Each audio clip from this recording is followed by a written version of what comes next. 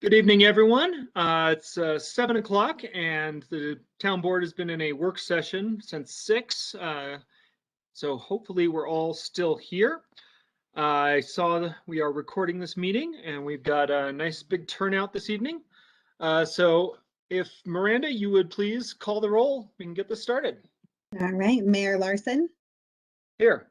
Trustee Taylor, Here. Trustee Apt, Here. Trustee Coombs Ismail, Here. Trustee Danforth, Here. Trustee Corvallin, Here. and please note for the record that Mayor Pro Tem Baumhover is absent. All right.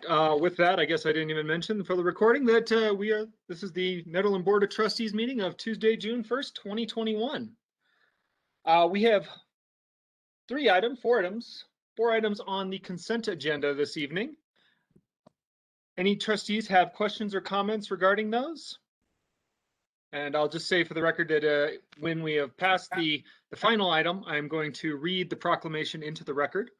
And I think we also have a representative out Boulder County here who would like to say words. Actually, let's, since I see you on here, Michael. Michael, would you like to say something about the proclamation and June is LGBTQ plus Pride Month? Sure. Thank you so much for having me. My name is Mikkel. Looks like Michael. Sounds like Mikkel. So sorry. So sorry. Yeah, no problem. I use they pronouns. I'm the education and program manager with Out Boulder County. And, you know, I'm here tonight on behalf of Out Boulder County, and I want to thank Mayor Larson and the representatives and citizens of Nederland for this Pride Month proclamation. Official recognition like this really matters and is an important part of LGBTQ inclusion. Rather than allowing our differences to divide us, we must really honor our diverse identities as part of our community's strength and vitality. As a mountain dweller myself, this is also personally significant. I think our mountain communities uniquely demonstrate how independent spirit and community interconnectedness are not mutually exclusive, but rather can bolster one another. So I just want to say thank you again for recognizing and proclaiming the presence and value of our LGBTQ mountain folk. I also hope everyone can participate in some of our in-person and virtual Boulder County Pride events happening next week, June 7th to 13th. So thank you so much. Thank you for joining us this evening. Any comments or questions or a motion from the Board of Trustees?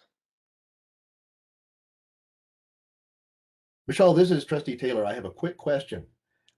I think I heard you identify that your pronouns are the Elverson pronouns. Are you using the Elverson pronouns? I'm not familiar with that phrasing, but I use they pronouns. You're using they. All right, very fine. I'm just curious because I'm fascinated by the Elverson pronouns for cases of this sort. Thank you very much. Mm-hmm.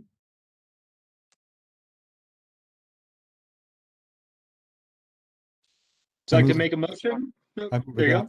The consent agenda. This is Alan. We have a motion from Trustee Apt. I second it, I'll Trustee second. Taylor. Okay. Okay. Miranda, would you please call the vote? Trustee Coombs Ismail, Yes. Trustee Apt, Yeah. Mayor Larson, Yes. Trustee Danforth, Yes. Trustee Corvallin, Yes. Trustee Taylor. Yes.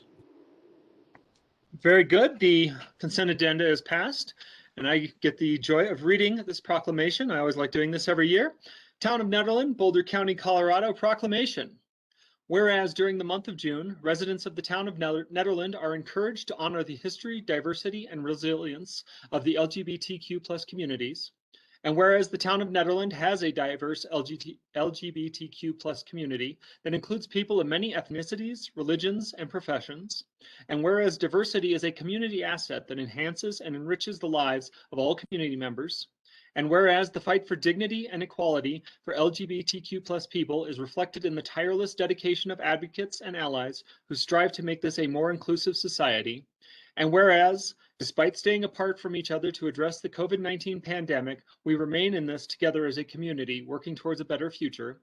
And whereas the town of Nederland honors its commitment to the promotion and protection of human rights of the LGBTQ plus residents.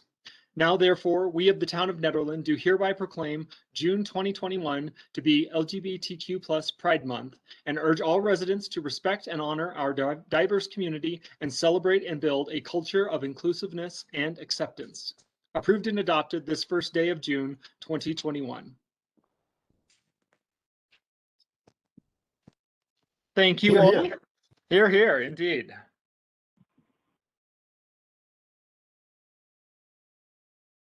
Public comment. We've received some public comment via email, which are in the packets, and now is also an opportunity for anyone from the public who would like to speak on any non-agenda item. So if anyone would like to weigh in on something we aren't discussing this evening, now would be your opportunity. We'll have 3 minutes of time to speak on any topic, and simply identify yourself by name and whether you're a town resident or not for the record. And somehow catch my attention by speaking up, raising your hand, turning on your video and dancing, something.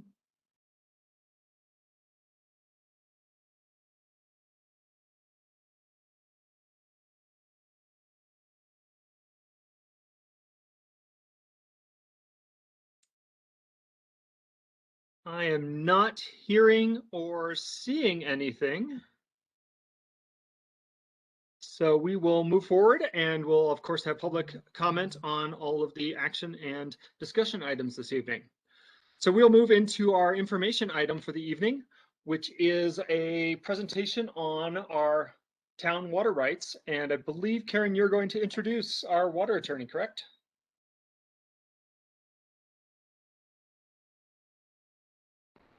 Sorry about that. Yes, I am. And I'm hoping my video lasts as long as I do the introduction. So good evening, Mayor Larson, trustees, town staff, members of the public. It's really a pleasure tonight to be introducing this topic, as well as Aaron Ladd, who will be presenting to you.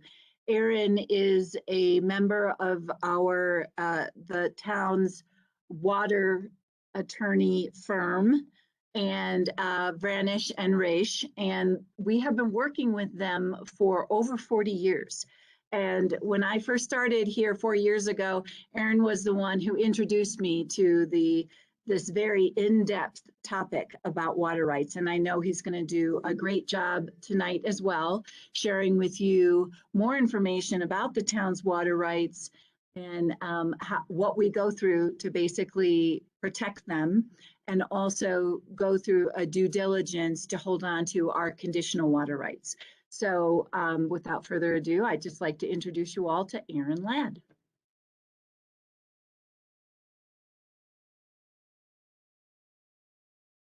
Thank you very much for having me here, Mayor Larson and trustees. Pleasure to be here to talk to you about this important topic, and just briefly want to commend Karen Garrity and Chris Pelletier. I've been working with them for 4 and more years, as Ms. Garrity indicated, on these water rights issues. They've done a great job of recognizing the importance of this topic and ensuring that it gets the attention that it, this critical resource for the town needs. And so I've really appreciated that partnership over the years. Continuing what I think is a strong legacy between the town of Nederland and my firm, Vranish and Raish. As Karen said, over 40 years, Vranish and Raish has been serving town of Nederland. So I'm proud to be here to continue that. And if you'll bear with me, Miranda, I don't know if you need to give me permission to share, if I'll just hit the share button and Nope. hit the ground running. Just hit the share button and hit the ground running. Thank you.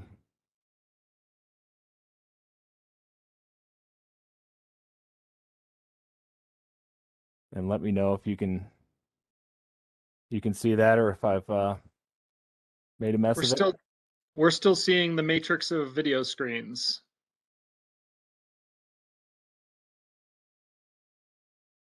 Looks like there we go. Water supply planning. Okay, I assure you I'm a better water lawyer than I am a PowerPoint operator, so don't hold that against me, please. Very good. So here we'll get started. I won't have the opportunity to make you all water rights experts in the time allotted, but we'll do our best and hope that hope that you all have a good understanding, at least at an overview level, of the town of water rights or the town of Netherlands water rights by the time we move forward. So just to give you an overview of where we're going to go today, I want to give you enough of a water rights primer in order for you to hopefully understand some of the unique vocabulary that I'll be using today in order to describe these water rights to you. And then get into the town of Nederland water rights specifically. Some of those components that we'll talk about is both the senior and junior water rights. I'll describe what that means in more depth in the town of Nederland portfolio. And then the town of Nederland augmentation plan, and then the water storage components, all of which are necessary components to make the town system work. And then we'll take a look at where we are now and where the town has opportunities in water supply planning and growth concepts going forward.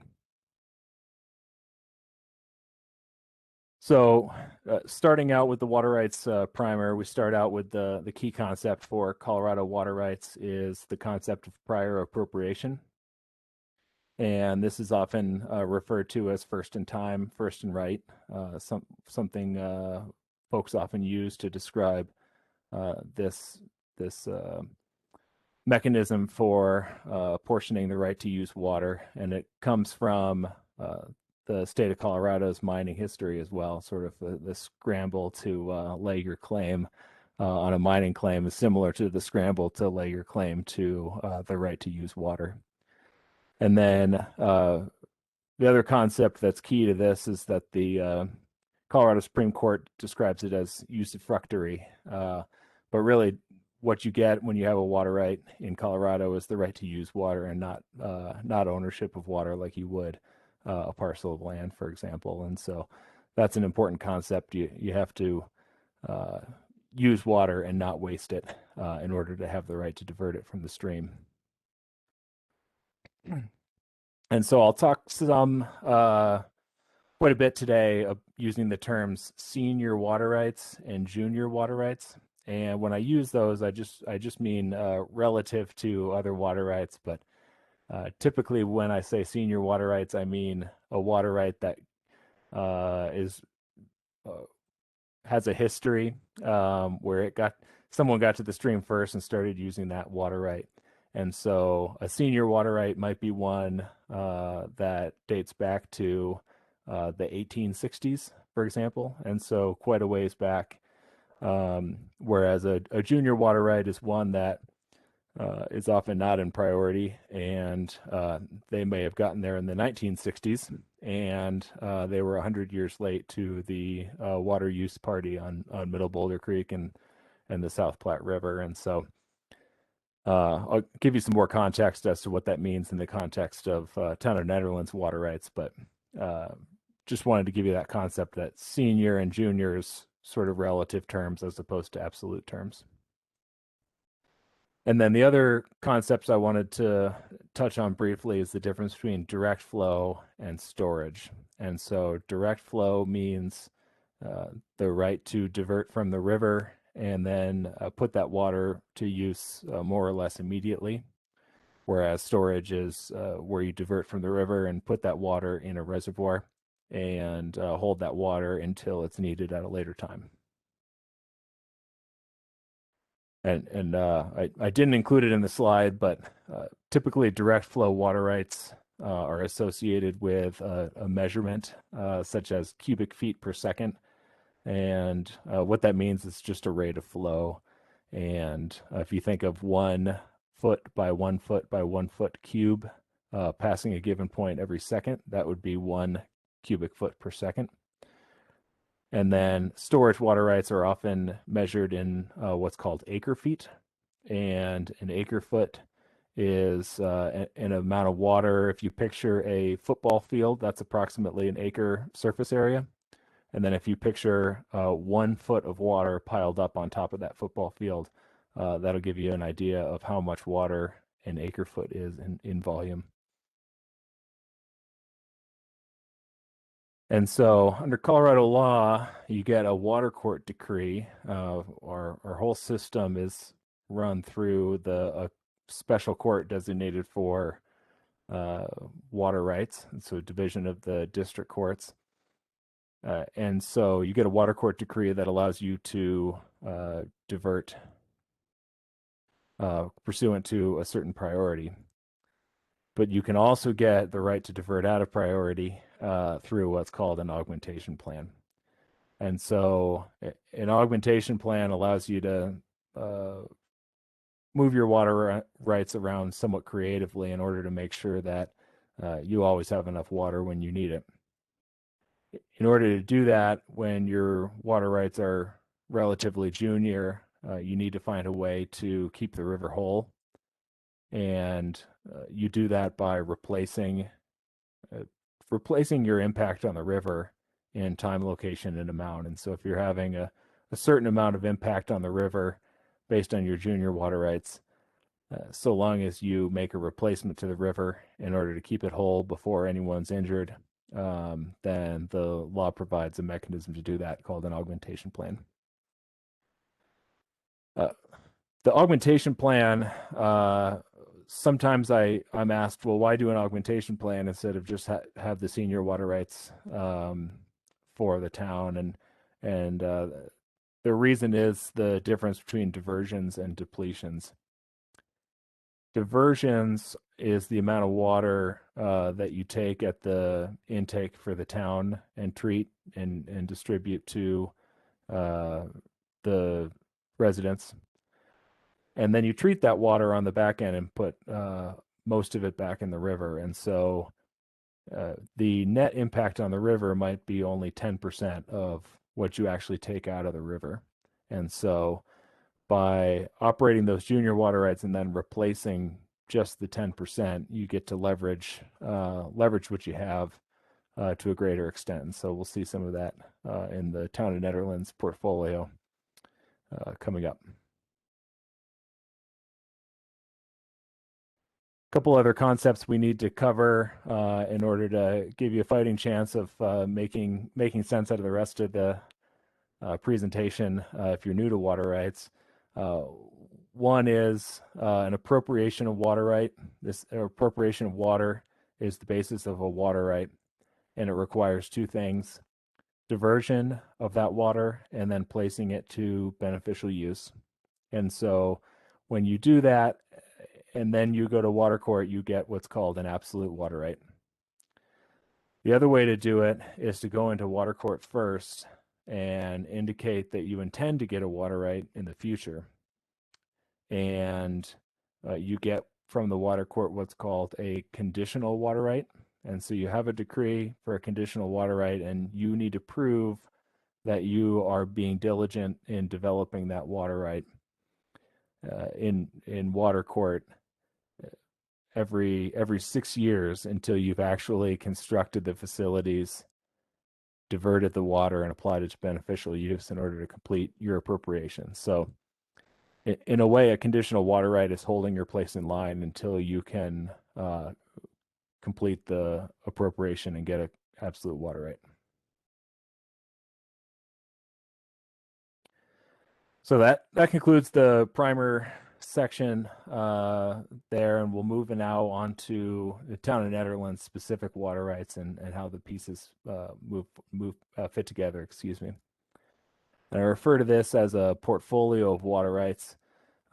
In some ways, if you think of it as setting out the ingredients in front of you, getting ready to make dinner on their own, each one might not be that meaningful, but you put it all together and you might have a delicious meal. And so talk first about the ingredients and then let you know what's cooking. So this portfolio, the foundation, the water rights that are actually diverted on a day in, day out basis is what's called, or what I refer to as, the Town of Netherlands junior water rights. And so those are a collection of water rights that the Town of Netherland appropriated itself starting in the 1960s and a few in the 1970s. And so, as I mentioned earlier, 1960s and 1970s was late to the party by about 100 years. And so those water rights are not in priority on the stream very often. So an essential ingredient, but on their own, they're not particularly valuable. Moving to the next piece, next ingredient in the portfolio is the senior water rights. Town of Nederland purchased rights in the farmer's ditch for 39.6 acre feet per year. And these are water rights priorities in the 1800s. And so these are water rights that date back far enough to be in priority most of the year. Though I should say they're only in priority during the irrigation season. And so that still leaves the town without senior water rights supply in the winter months. So then the other ingredient we're looking at, critical ingredient, is the right to store water in Barker Meadow Reservoir downstream of the town of Nederland. And that is done by contract with the city of Boulder. City of Boulder is the owner of that reservoir. And then the last piece we'll talk about is a conditional water right that has not been developed yet, known as the Netherland Reservoir, which is a storage water right that is owned by town of Nederland. And so those are all the individual ingredients. The augmentation plan, one way to think of that is, well, this is the recipe that allows town staff and consultants to put it all together and make all the ingredients work together. And so the augmentation plan allows all these pieces to work together, and the end result is water is available to the town reliably day in and day out. And then the other piece that's critical is just accounting. The state and division engineer is in charge of administering all the water rights and making sure all the pieces work. Everyone's complying with the terms of their decree. And so they want to know, how much did the town divert? How many depletions did they have, and how were those depletions replaced pursuant to the augmentation plan? So we track that on a daily, monthly, annual basis.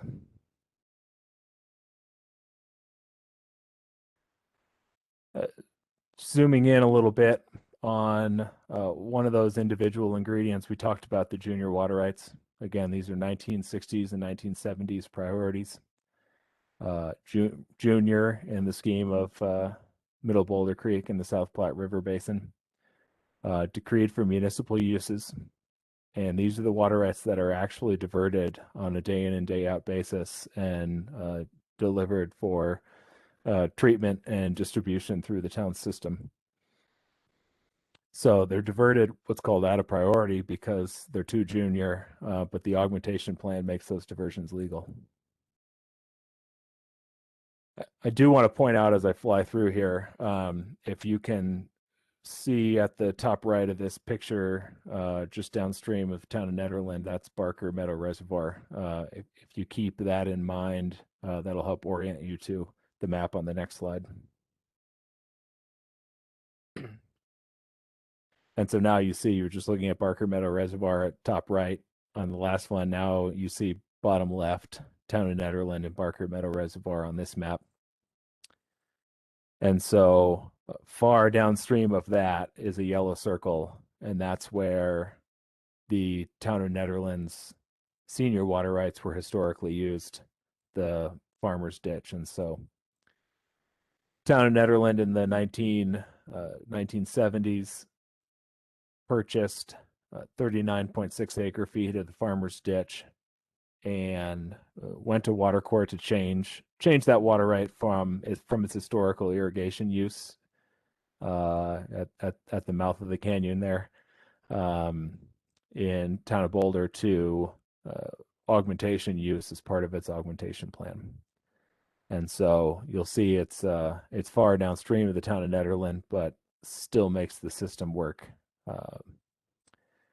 And so the way that system works is there are diversions of the junior water rights upstream and during the irrigation season, we just leave, instead of diverting the farmer's ditch, as was done historically, we leave that in the river to replace any depletions. Anytime there's more farmer's ditch than is needed, then that farmer's ditch water is instead stored in Barker Meadow Reservoir.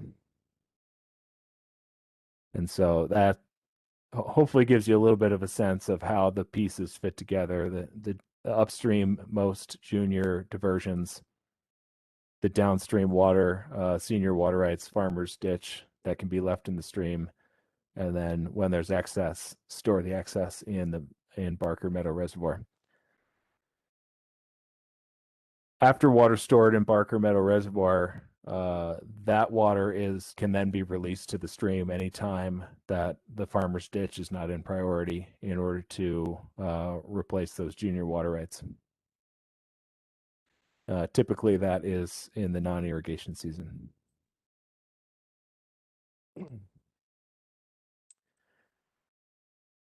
The Barker Meadow Reservoir storage is critical to ensure that there's water at all times, because even the senior farmer's ditch water rights, there are times when they're not in priority, and then the entire non-irrigation season, they're not in priority.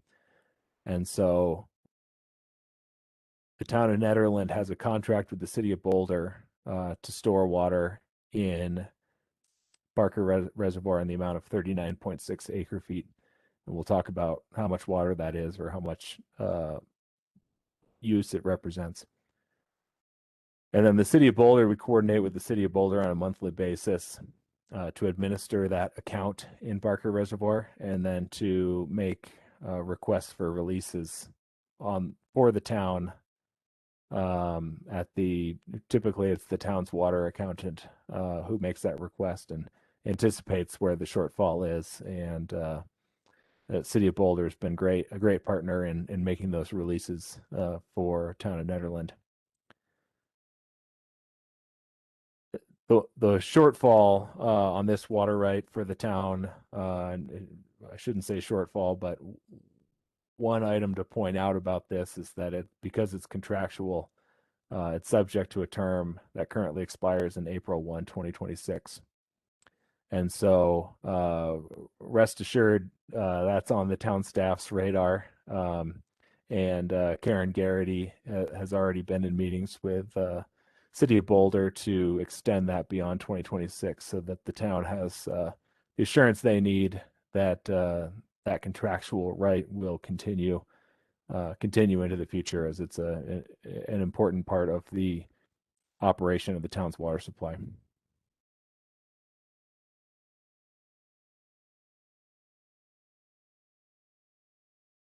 Moving on to the Netherland Reservoir. Netherland Reservoir is a conditional water right that the town of Nederland got a water court decree for back in the 1970s. You'll see, or you saw, the 39.6 acre feet associated with the Barker Meadow storage. Now, this is 100 acre feet, and so one, it would represent development of this water right, construction of a reservoir for Netherland Reservoir would represent town of Nederland owning and controlling all the water rights it needs to make its plan work, and then would also represent all the water it would need for any future water demands that would arise. And so this is a critical water right to continue. Continuing that water right requires us to go to water court every 6 years. And so the next diligence application is due February 2024. We've already been working with town staff to continue efforts for the development of Netherland Reservoir, including in recent years some preliminary engineering feasibility studies for the reservoir cost estimates, and continuing that in water court, and getting ready to go back to water court again in 2024. You will see on this slide, this yellow circle is the current decreed location for Nederland Reservoir. And town staff has identified an alternate site for the development of Nederland Reservoir. And they've been in discussion with the Evans family on and off historically for, I don't know if you can see to the left of the yellow dot, and I'm not sure if you can see my cursor at all, but there are some bodies of water just off the river upstream of the yellow dot on the Evans Ranch property that the town of Nederland has identified as a good alternate storage site for Nederland Reservoir. And so we've been pursuing some discussions with the Evans family on and off for possible development of that site.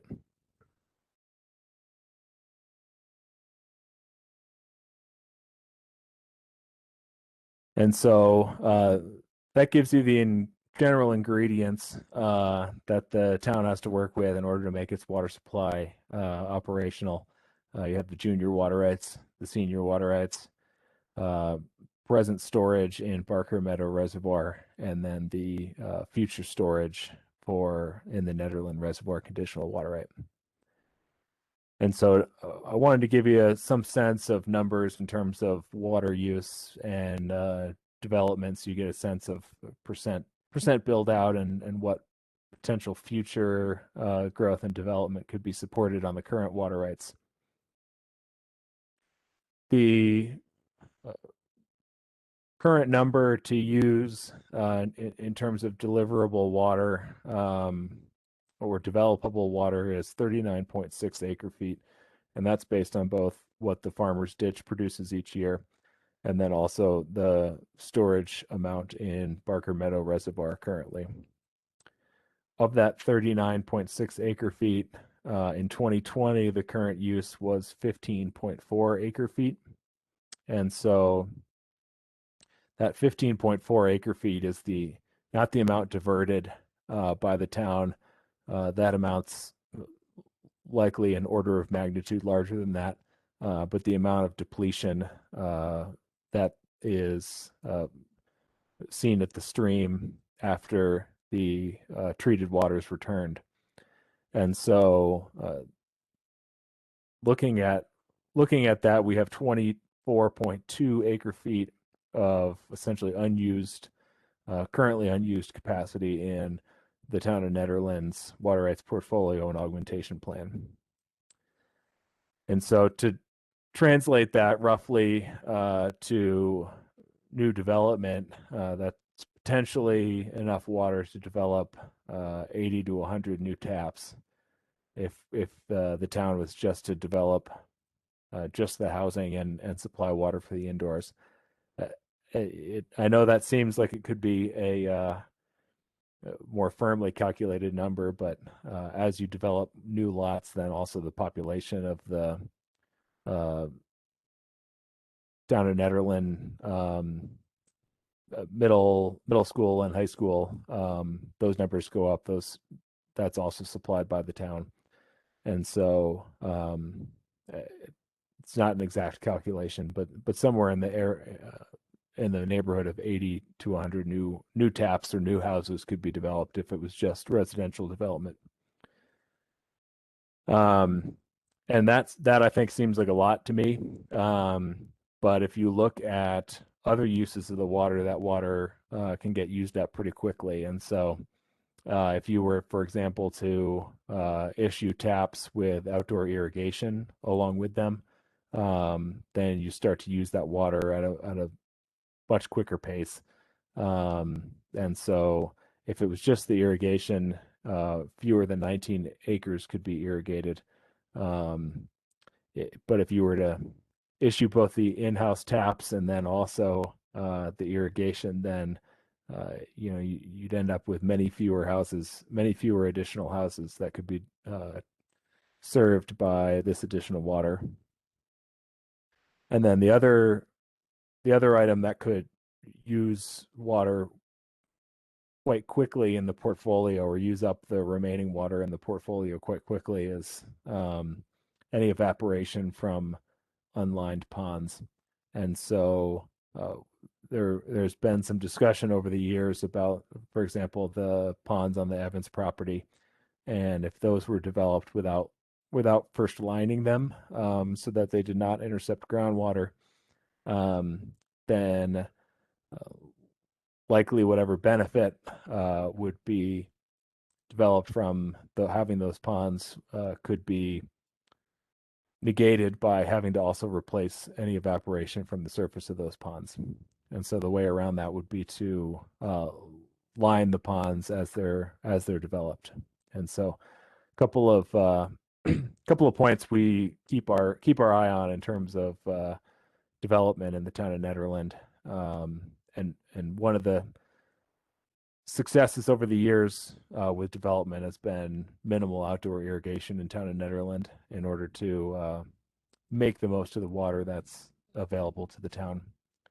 And then also I commend Chris Pelletier over the past few years has significantly reduced the there's a better name for them, but I've always called them the sewage lagoons. And those lagoons, reducing the footprint of those has reduced the demand on water for the town significantly. So commend Chris on that effort. And then the other water supply planning piece that would be huge for the town of Nederland, and I emphasize every time I talk to town staff, and now they emphasize back to me every time we talk, is the importance of developing Nederland Reservoir in the coming years.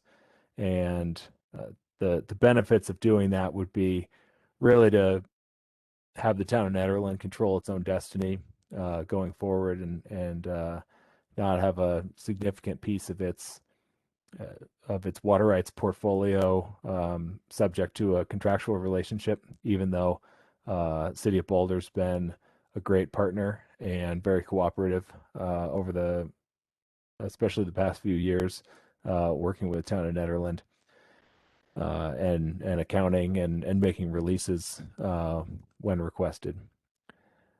The other thing Netherland Reservoir could do is really open up additional future growth. If that was the trajectory of town of Nederland, it could be developed in phases, and so that would allow the town of Nederland to build an appropriate amount of storage, less than 100 acre feet, for current uses, for example, to potentially replace the 39.6 acre feet initially.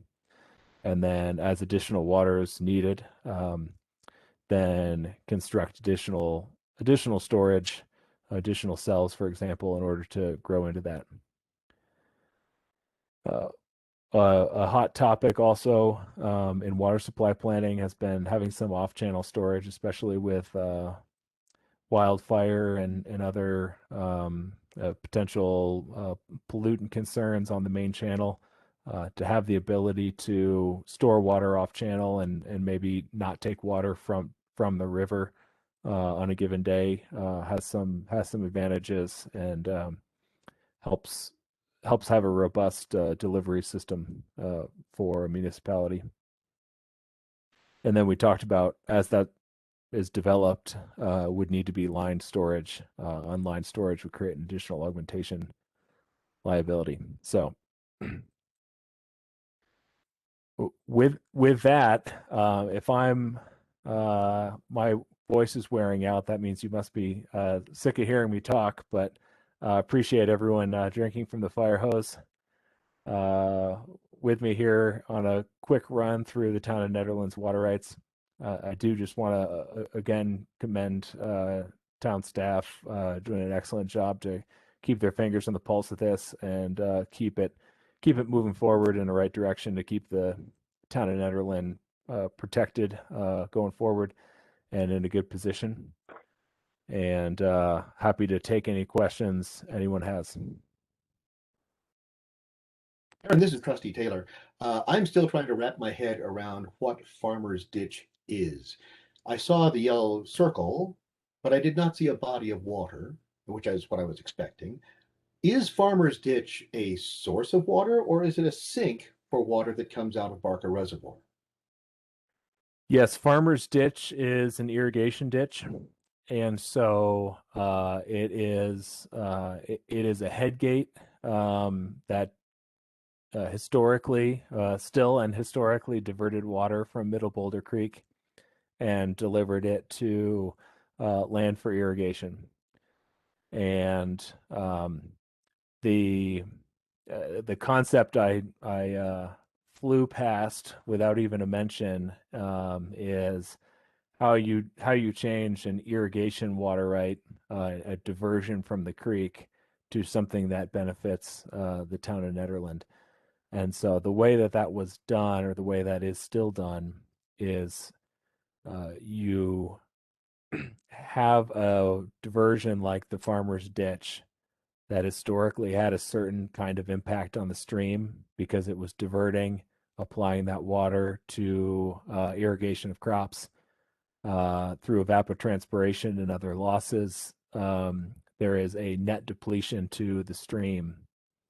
And so when you stop that historical practice of diverting and applying the water to irrigation, then the stream no longer suffers that impact or depletion. And so you end up with a credit to the stream that offsets the debit that you take from your junior water rights elsewhere. So it's a sort of a fancy debits and credits system, all confirmed through the water court. So Farmer's Ditch essentially serves as a metric for us. We don't own Farmer's Ditch. We own Farmer's Ditch water rights, because we are debiting that. We are debiting the water that we withdraw from Barker Reservoir based upon what Farmer's Ditch would have used had we not bought those rights. That's right. So Okay. town of Got it. Nederland went to water court. They do own a portion of the Farmer's Ditch. They went to water court and said, if we stop irrigating with this, how much credit can we get? And the water court determined that the amount of credit is 39.6 acre feet. And so that's realized by keeping that amount in the river and then taking it elsewhere, either at the junior water rights or storage in Barker Reservoir. Excellent. Thank you. Yep. Good, great question. Other trustees have questions for Aaron? I think drinking from fire hose is the most apt metaphor for the last half hour. I know I've seen the water rights presentation several times, and it's still tricky to wrap my head around. I did have a question. You said that the Farmer's Ditch situation was negotiated in the 1970s. Do you know how much change there has been in terms of the acre feet that we're actually using from Farmer's Ditch since then till now? Like you said, it's at 15 acre feet now, but what was it in the 70s? I'm not sure I know exactly what it was in the 70s. I think that accounting maybe lost to history. I might be able to dig it up, but I do know when the last time I did this presentation, it was right around 19 acre feet.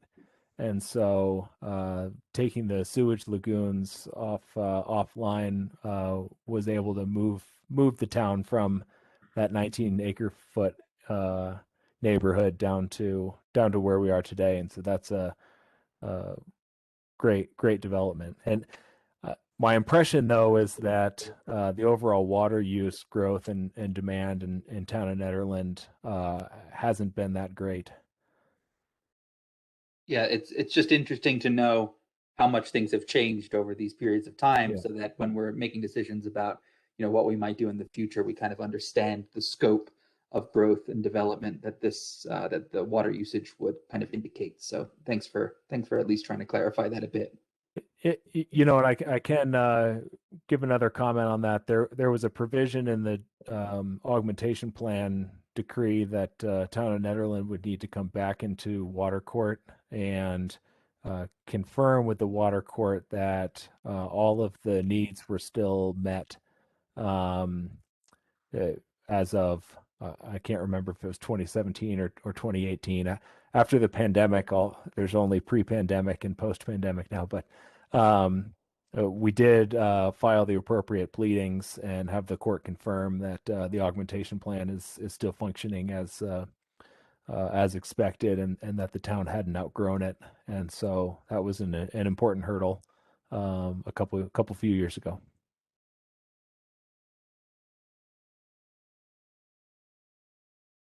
Other trustees? I guess I have one question for you, Aaron, because I mean, I'm assuming you've done these kind of presentations for a lot of towns our size and tried to give a lot of introduction to water rights. You've seen what other front range communities are dealing with, and apart from the things sort of the things you highlighted, the fact that our roughly 40 acre feet are on contract basis with Boulder, and the 100 acre feet potential reservoir development. Is there anything else that sort of those of us in a policy legislative position, things we should be looking out for, things we should be trying to accomplish, keep an eye on in the coming years? It's a great question, and if I were king and could do one thing to put the town of Nederland in a better position, it would be find a way to develop Netherland Reservoir in the next 5, 8, 10 years. There will be a point in the water court process where a conditional water right that is older than 40 years old can't be continued anymore. The court would look at that and say, we're looking at what you've done, but at some point, if it's 50 or 60 years old and you haven't built it, they start to question whether you're going to build it. And so we've got great momentum. And Karen Garrity's been great at keeping her finger on the pulse there. But at some point, if it's not developed, then the town of Nederland's going to lose that option, and that would be a significant detriment to the town's portfolio. Whereas, if you were to build a phase one of that town of Nederland Reservoir in the amount of, say, 40 acre feet, then you've really secured where you are now forever. And if you were to do that, that would also then buy additional time to develop phase two, phase three beyond that. And so my recommendation would be for the town to find a way to pursue that among all the many demands on the town, and I know others will come up and give you their priorities, but it's been great strides in water treatment in recent years, and so if we can transition into prioritizing water storage in the coming years, I think that'd be a great benefit to the town. Great. Thank you. Can Eric? I ask why? I suppose because we're on the banks of a reservoir, so I guess my question is, why can we not negotiate an unconditional water right and continue to do what we've been doing, and kind of extend that into the future? Like, why do we need to build a reservoir in order to secure the future of those water rights? Sure, and we're pursuing both in parallel. Karen Garrity's had a couple of meetings already with City of Boulder on exactly that point. I think if we had a perpetual agreement for storage in Barker Reservoir, then that could work. And so that's one, or at least a much longer term contract with City of Boulder for Barker Reservoir. And so that's one path that's being pursued in parallel with the Nederland Reservoir option. Though from a physical security standpoint, a reservoir that is downstream of your intake is a different animal than a reservoir that is upstream of your intake, just in terms of physical delivery of the molecules. And then there are also some benefits to having storage that's off channel.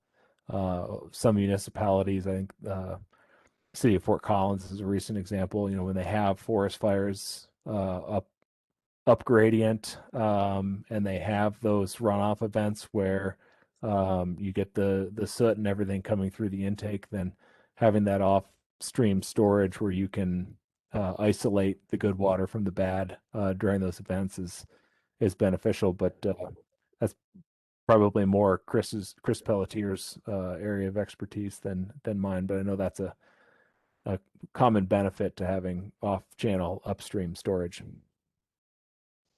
Thanks for that answer. Yes, I have a question. This is somewhat related to what Eric was asking, which is, assuming we get a long-term contract with Boulder, the other question is there additional storage available in Barker Reservoir? So we wouldn't have to build our own reservoir. That's one of the things we're negotiating, Alan. If Yeah. if we can have more storage space there. Yeah, that would be a far more tenable and palatable solution than trying to build a reservoir in the age of climate change. You know, I think lining a reservoir is lining a pond is one thing, but evaporation rates are going up throughout the West, and the amount of water that will be available for a new reservoir is questionable. I think just some historical background. I've lived here about 11 years and I've heard nothing but opposition to additional growth. And I've also heard nothing but opposition recently to the notion of building another reservoir. So I think I'm very skeptical of that as a solution. But I understand your recommendation and I appreciate it. But I think politically we should be looking at other alternatives. And the permitting process for new water storage is not trivial. And so I think I have some serious reservations about us building our own storage. Yeah, you're exactly right about both the permitting and political hurdles associated with building additional storage, and obviously the climate change science is an important aspect of this in terms of what will the impact be, what is the impact being felt already, one, and then what will the continued impact and trajectory be for that climate impact. And so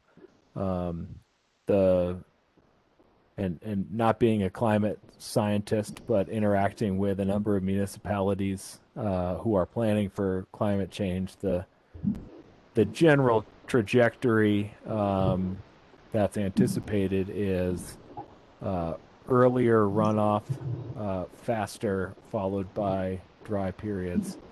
And so the value of a reservoir is to catch that runoff during the limited time when it's available, and then have it to get through these drought periods. And so that's at least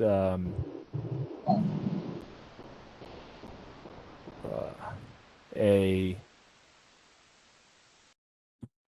current consensus, if there is one, in terms of how the municipalities in northern Colorado are going to need to adapt to climate change going forward. Do we have any estimates on what a reservoir like that will cost?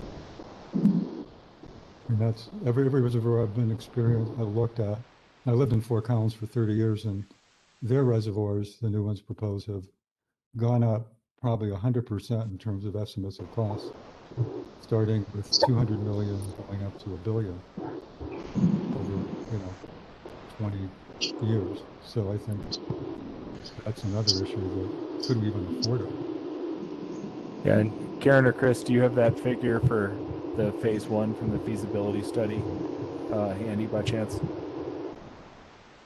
You know, I'm gonna say it was about 2 million, but the thing is that that was an old estimate before I started. And the other thing, Alan, is you should know, we're talking about a pretty small reservoir, and we're also talking about lining basically an existing one. I mean, that's what those numbers were based on. So it really depends on what the final product ends up looking like. Where is it? How much building and constructing would it require? But that's why we're doing this two-pronged approach, where we're trying to get more storage in Barker Reservoir to sort of take the heat off, and then really trying to analyze, and you're absolutely right, the impact to the environment and the impacts of climate change, and make a really good decision, a really strategic decision for the town. And it is probably years away, as Aaron said, but 7 to 10 years is probably our range. The town should be trying to figure out how to store those conditional water rights, or at least a big chunk of them. Thank you. I have a question. This is Tanya. You hear me? Yep, go for it, Tanya. So right now, most of our water is captured over there across the high school and treated in little ponds there. Am I correct in that assumption? Yes. Okay, so would the future reservoir site be in that area with those existing ponds and just made slightly larger? Is that kind of what you guys are envisioning? I'm just trying to understand why that couldn't just be done. Whereas a little bit. Yes, there are existing gravel pit ponds on the Evans property. Yeah. And so those are what the town would evaluate to convert from unlined gravel pit ponds, where there's an interaction between the river and the groundwater and the pond levels, to Right. something that's more isolated, where the water that the town puts in stays there, Yeah. more or less evaporation, and so it's not damming Middle Boulder Creek, for example. It would be a diversion from the creek to fill those reservoirs, and then at first it would be putting that water back in the creek and then rediverting it from the creek into the treatment facility. And Tanya, just so you understand, that's not our property. So those lay outside the portion of where you're talking about that actually does belong to the town. So it's negotiating with the property owner. Yeah, you'd have to, and that's probably one of the most tricky parts of the whole equation. Oh, I can only imagine. So last fall was pretty dry. We didn't get a lot of rain. Did those little storage ponds where the water was treated, did they dry up at all? Like, has that ever happened? I could speak to that. Yeah, please do, Chris. Those little storage ponds are really settling ponds, and they would last only a few hours. At a high pumping rate, they would last a few hours. So we rely on the creek to be running in order to draw from the creek. That's why it's important to have some form of storage upstream from Nederland in the event that there was a drought and we weren't able to divert the creek to our little settling ponds. Okay. Thank you. Awesome. Thank you, Aaron. Any last questions from the board? This has been a good discussion. Good introduction. This has been a good discussion. Great questions. Anyone else? Is this open to the public or just for board questions? The informational for board. If you have questions, we can get them, forward them and pass them along. Yeah, it's a legal question regarding the Colorado River Compact, but I'm just curious about how that whole compact and our state obligations to send water downriver and so on would affect the rights inside Colorado. But if that's off topic, yeah, I'll send that in. see if I can get an answer. I'm curious about that. I think that might be something we can, we've got the rights of nature thing later this afternoon, so we might be able to touch on that again. No, I think that I'm talking about the Colorado River Compact with Arizona, the upper basin, lower basin, the fact that Arizona is part, all of that. It's a different, I thought since it was legal, it might be more in our lawyers' bailiwick. But anyway, sorry. I'm not sure that's a 30-second, 1 minute, 10-minute long answer. But you want to take a real quick shot at Aaron? 30 more minutes. Ready? Well, and as it relates to the town of Nederland, not that there won't be any impact because there are a number of trans mountain diversions that divert from the Colorado River Basin into the South Platte Basin, and so the Front Range, which is generally in the South Platte River Basin, which flows east toward the Mississippi, is a separate system hydrologically from the Colorado River system that flows west generally, and so it's an important statewide issue. But the town of Nederland is quite isolated from that issue in terms of its water supply. In that Middle Boulder Creek doesn't draw any of its water from the Colorado River Basin, and so it's an issue I keep tabs on. But for town of Nederland's water supply, being in the South Platte River Basin, there shouldn't be an impact. Though there are other communities that rely on the Colorado Big Thompson project in the northern Colorado region, which do rely on Colorado River trans mountain diversions, and so certainly regionally we're keeping an eye on that. Well, thank you very much. Aaron. That answers my question. I appreciate it. Yeah, Very sure. good. All right. Thank you guys all very much. Thank you, Aaron. Yeah. Thank you. And I'm sure we'll hear from you again in a year or two and get our update on our water rights. So, I look thank you. forward to it. Thank you. Meanwhile, we will move into the action items portion of the evening.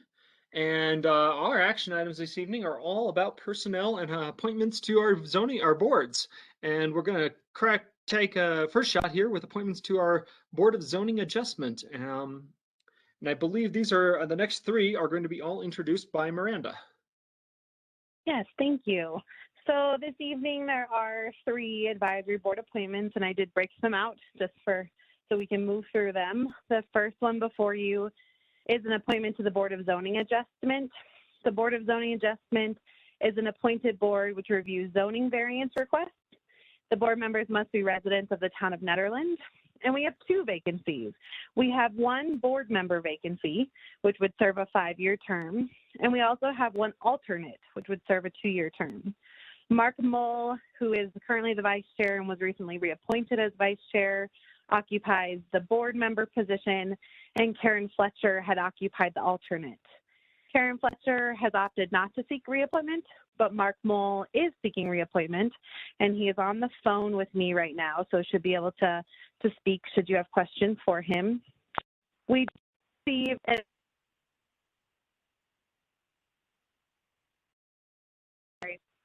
Sorry, we're on the phone together. Mark, I think I unmuted both of us together, so you're good. So Caitlin Taylor also applied to be on the Board of Zoning Adjustment, but on Friday had emailed me that she is withdrawing her application. Both applicants are Netherland residents. So I didn't adjust that question, and I apologize, but really the question before you is, does the Board of Trustees want to appoint Mark Maul to continue as a board member with a term ending June 1st, 2026? And like I said, Mark is on the phone. Mark, we are unmuted, and so I'm happy to turn it over to him to share why he's interested in continuing on the BZA. Mark, are you there? Oh, I thought he was. Mark, can you hear us? I have to get him back, I think. If Mayor Larson, you wanted to continue while I do that. Okay. Yeah, like this is a fairly straightforward one because we have one applicant for one position, and we will have one position remaining open at the end of the night, the alternate position. So while we wait to hear from Mark, any questions from the town board? These are action items, so we will take public comment on each of the appointment items separately. So is there anyone from the public who would like to speak specifically to Mark Maul as an applicant for BZA?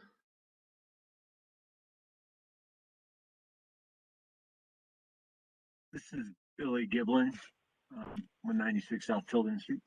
I'm on the BZA, and Mark has done a great job. His experience on the BZA and the knowledge he has, from the years he's been on it, and helps just kind of stabilize things and conversations that we have, and take over as chair, or has been when Mark Stringfellow isn't present. So yeah, I think Mark's done a great job. Thank you, Billy. I'm here. Can you hear me? Mayor, Hey, we have Mark. Hi. Thanks for applying. You want to give us a little idea of why you want to do this for another 5 years? Well, it's I think you guys got my application, my renew application, and it's a way I can contribute without getting overwhelmed. It's a good fit for me and my concrete thinking, and I have enjoyed doing it for the last almost 20 years.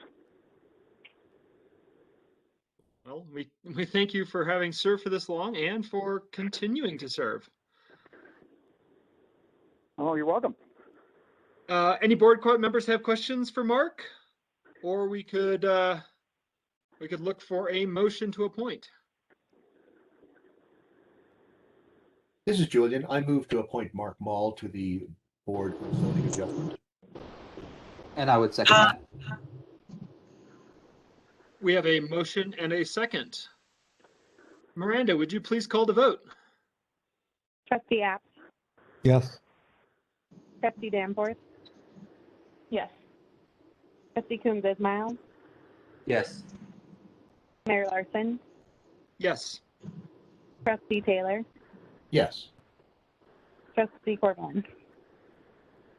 Yes. Welcome back, Mark, and thank you. Thank you again. Thank all of you, and thank you all for your work. And we'll be moving along. Yeah, look forward to seeing you soon. Okay. Thanks, Mark. Yep, thanks. Okay, moving on to our second board of the evening, which is appointments to the Planning Commission.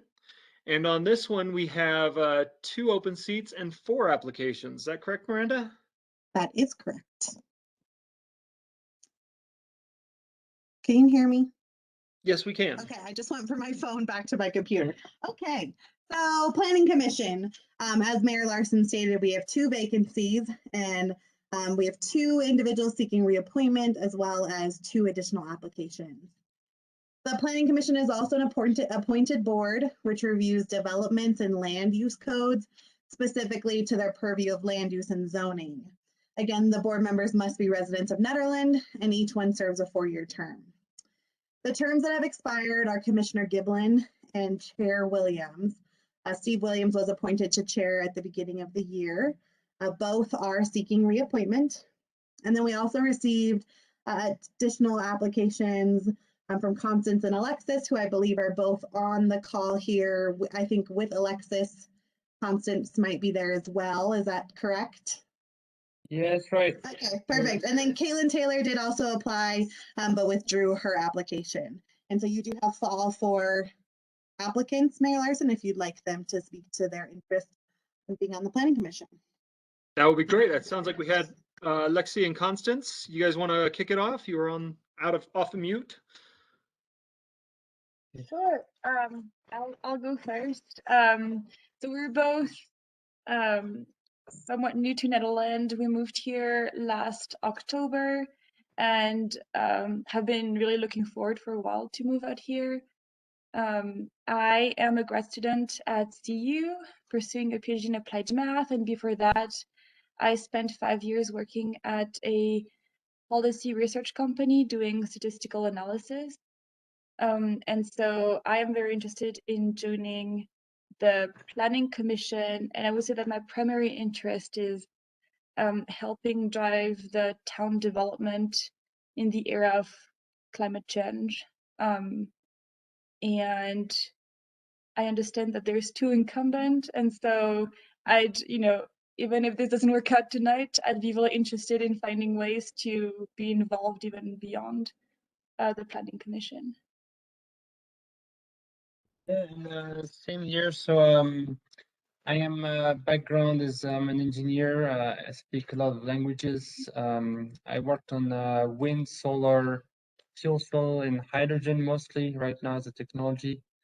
And I mean, I'm very excited to be involved in the town of Nederland, and might it be in the planning committee or another committee, or also in a different way to try to help advise if there's any like sustainability projects going on. I think I'm happy to support it. So nice to meet you all, and yeah, have a good night. Thank you both. Billy, you're on mute right now. I am on mute. Sorry about that. There we go. Get my video going here. Hey everybody, how are you? My name is Billy Giblin, and I have been on the Planning Commission thanks for your time tonight, everyone who's on the call. And I've been in the Planning Commission for 1 year. I made a mistake on my resume and letter of interest, and I wrote since 2019. That is not true. Since 2020. I must just have a mental block about writing down the year 2020. But I've really been trying to get ready for this meeting. I'm nervous about it. And my 2 kids got home earlier, and just hanging out with them, they ran up to me and spent time with them. Kind of reminds me of really why I'm on the Planning Commission primarily. And just being involved in the community in other ways as well, and also my kids' friends and our other friends who have kids, and the kids coach up at Ned High School and middle school. I've really enjoyed being on the Planning Commission this year. I've learned a lot. I've been on BZA as well since 2018. That year is correct. I did coach Ned Middle School cross country ski team. I started with them 2 years ago, because this year we didn't do middle school sports, but I will be coaching next year for them in middle school. And I have also been on the Envision 2030 Advisory Committee, and on the Environmental Sustainability Subcommittee. In my last year, in my initial application, I've been out west since 1985, so over 35 years, and in that time I've seen a lot of towns really transform, and kind of many in a real cookie cutter way, and I really want to help Nederland not follow that same road. It's been kind of sad to see a lot of great towns change, but change in a way that really excluded the people who'd lived there for a long time, and make it so that locals have had to move out of town. And I feel like it's been sometimes short-sighted, and I feel like we don't have to follow that. Somehow Nederland has been 16 miles away from Boulder for all these years, hasn't been Boulder-dozed or Boulderized yet, and indeed it doesn't have to be. I think working, as I think a lot of us want to make this town maintain its unique character and culture, and grow, because it's going to grow, but also balance that growth with really taking care of the people who live here and have lived here, and the teachers, and the people people in service, and the people that want to thrive here, who've been here a long time, want to continue to thrive here. So I think some of the big things that affect affordability, like we were lucky to buy our house about 5 years ago, but since then, we have two incomes, and we're able to make it work. But since then, things have really kind of gone crazy with prices. And a lot of my friends, and my brother lives near me. I mean, that kind of thing seems out of reach for them right now. So I'm hoping that with our work and all these you know, with the board and with the planning commission, we can do things to keep the town affordable, you know, with our work through housing and energy and water, job creation, good wages, access to town, access to resources, and then helping people as climate impact increases, wildfires become more of a thing, and with better transportation and just other resources for folks. I've learned a lot in my year on the commission from Nederland residents, from applicants with SRUs, from the public, from other planning commissioners, from town staff, and just all the work I've done on the PCA. I've been at all the meetings for the last year and attended them fully. I think I've been analytical, fair, open, and collaborated well and respectful in my communication and the way I've handled myself and worked through the things that come before us on the PC. And then we've some of the things we did specifically above and beyond SRU applications and some other items like that. We reviewed and revised the subdivision regulations and drafted ordinance 820, which will come in front of you guys soon enough, and as a repeal and replacement for Chapter 17. And I also worked on the marijuana zoning review committee with Trustee Taylor and co-chair Jim Reese. And I think we worked well together to draft the ordinance 819 zoning recommendations that'll soon be coming to you guys for review to decide if you're going to approve and adopt those. And I have a strong interest in climate, and I work in the energy efficiency industry. I work in the home building industry now primarily. I've also done work in commercial, but energy efficiency has been my focus. And with my work as a resident, I'm lucky to work with ICC and ANSI and do code work, as well as, you know, work with utilities and raters and builders around the country and communities around the country. So I have loved being on the planning commission, and I hope to continue to be. Awesome. Thank you so much, Billy. And Steve Williams, I see you're on here. I am here. Let me turn my face on here. There we are.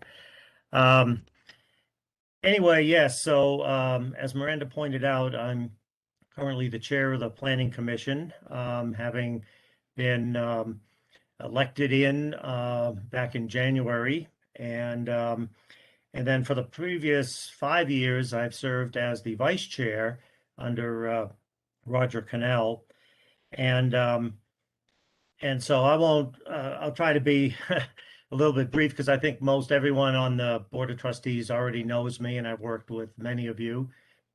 Mayor, you actually were on the Planning Commission with me, and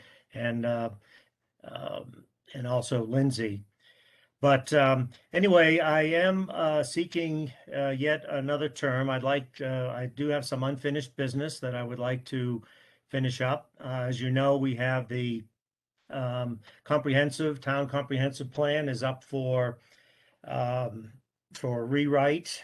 And actually, that was one of the main reasons that I joined the Planning Commission again 10 years earlier, was because of the comprehensive plan. So I feel that by having that experience, as well as knowing the town codes and trying to clean stuff up that's been kind of on our docket for years and years, I feel that I think this is a good time to try to clean a lot of this stuff up in the next term. And then, as I said, earlier, to just try to work with the town with continuing SRUs.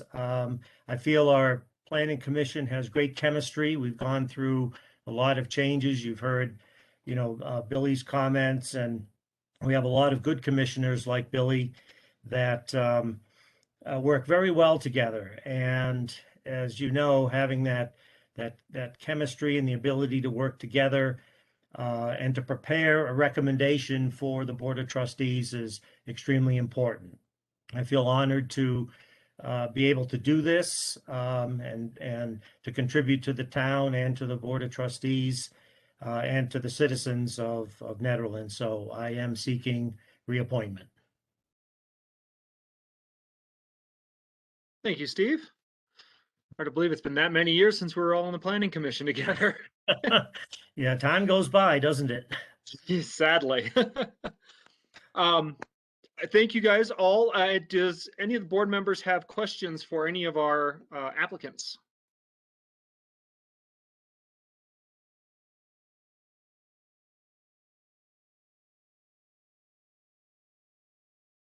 Not, I'm going to throw this open for public comment. If anyone from the public would like to weigh in on the decision we have, as remember, we have 2 seats open and 4 applicants, which is always great to have more applicants and more people interested in getting involved. It just makes our job harder to make a decision. So anyone from the public like to speak to the applicants for the Planning Commission? I received 2 comments from people who can't be here tonight who asked me to read them into the record. So the first is from Chris Perret. He said, I'm in support of Bill and Steve for the Planning Commission. Both are very knowledgeable and do their homework before every meeting and are also a very good fit in the commission. Please reappoint both of them. Thank you and have a great evening. And then the second one was from Jim Reese, who is the vice chair of the Planning Commission. I'm writing to voice my support for both Billy Giblin and Steve Williams to remain as members on the Planning Commission. Both are active members who come prepared for meetings and add insightful commentary to consideration of the cases. It would be helpful to keep the knowledge of these 2 current members on the commission. The continued code updates we are working on would benefit from the continuity offered by these experienced members. Please consider extending the terms of Chairman Steve Williams and Commissioner Billy Giblin. Thank you, Miranda, and also Chris and Jim. Any other members of the public would like to speak?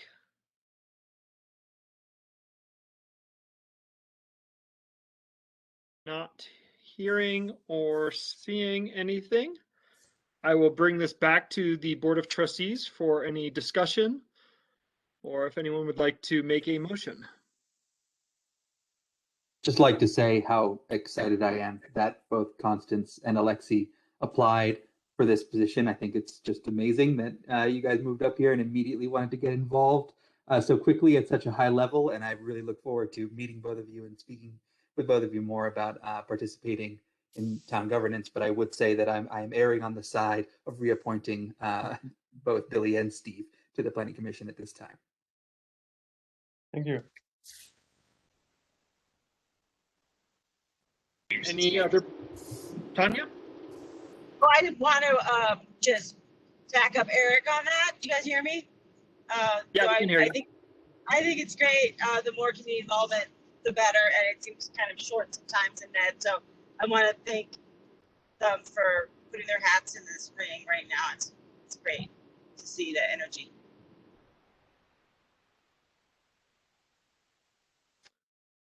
Would anyone like to further comments, or do we have anyone wishing to make a motion?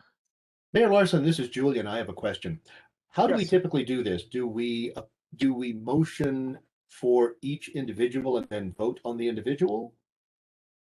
It can be that way. Since we have 2 spots open, we could make a motion for any one of the 4 applicants. Okay. And then we could do 2 motions, or if somebody wanted to, they could make a motion that included both. Okay. Then I move to reappoint Billy Giblin to the Planning Commission. And I second that. We have a motion and a second. Miranda? Trustee Coombs Ismail, Yes. Trustee Taylor, Yes. Trustee Apt, Yes. Trustee Danforth, Yes. Trustee Corvallin, Yes. Mayor Larson. Yes.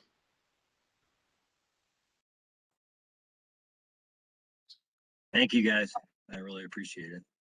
Thank you, Billy. Do we have a motion regarding the final open seat on the Planning Commission?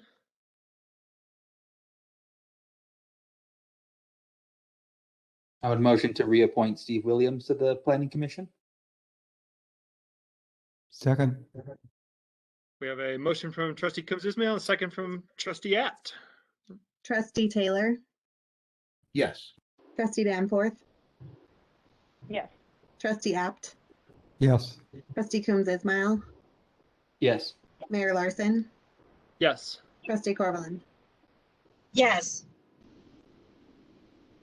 And thank you, Steve, for stepping up again. And like the other trustees said, Lexi and Constance, thank you so much for coming to town and wanting to get involved. And I have no doubt we'll find places for you. Yes, Mayor Larson. thank you very much.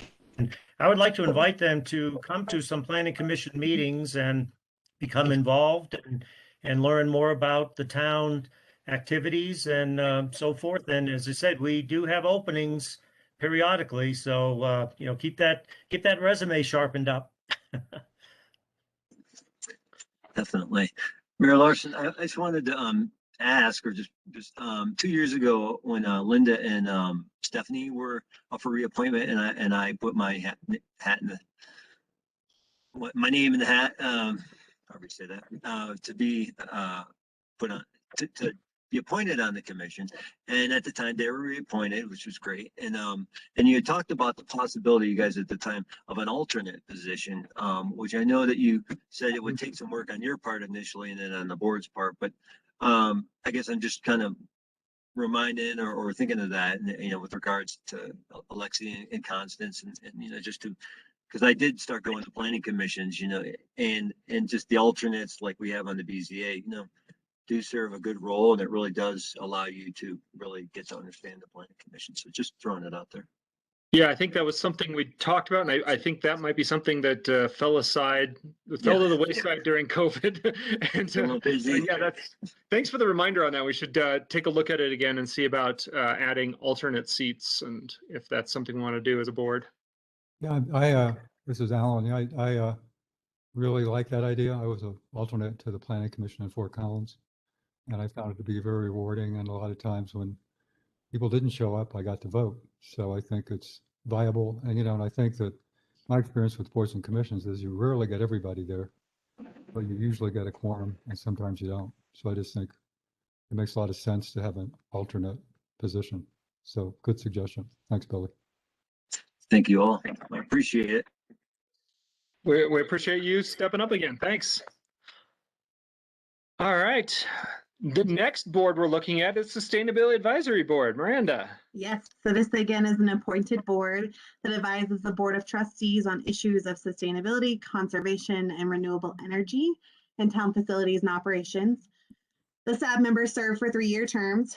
On this board, we had 3 vacancies, being Reed Barketh, Alvin Midas, and Erica Thorley. Erica is the only one who opted to seek reappointment. Her application is included in the packet, and she currently serves as the co-chair.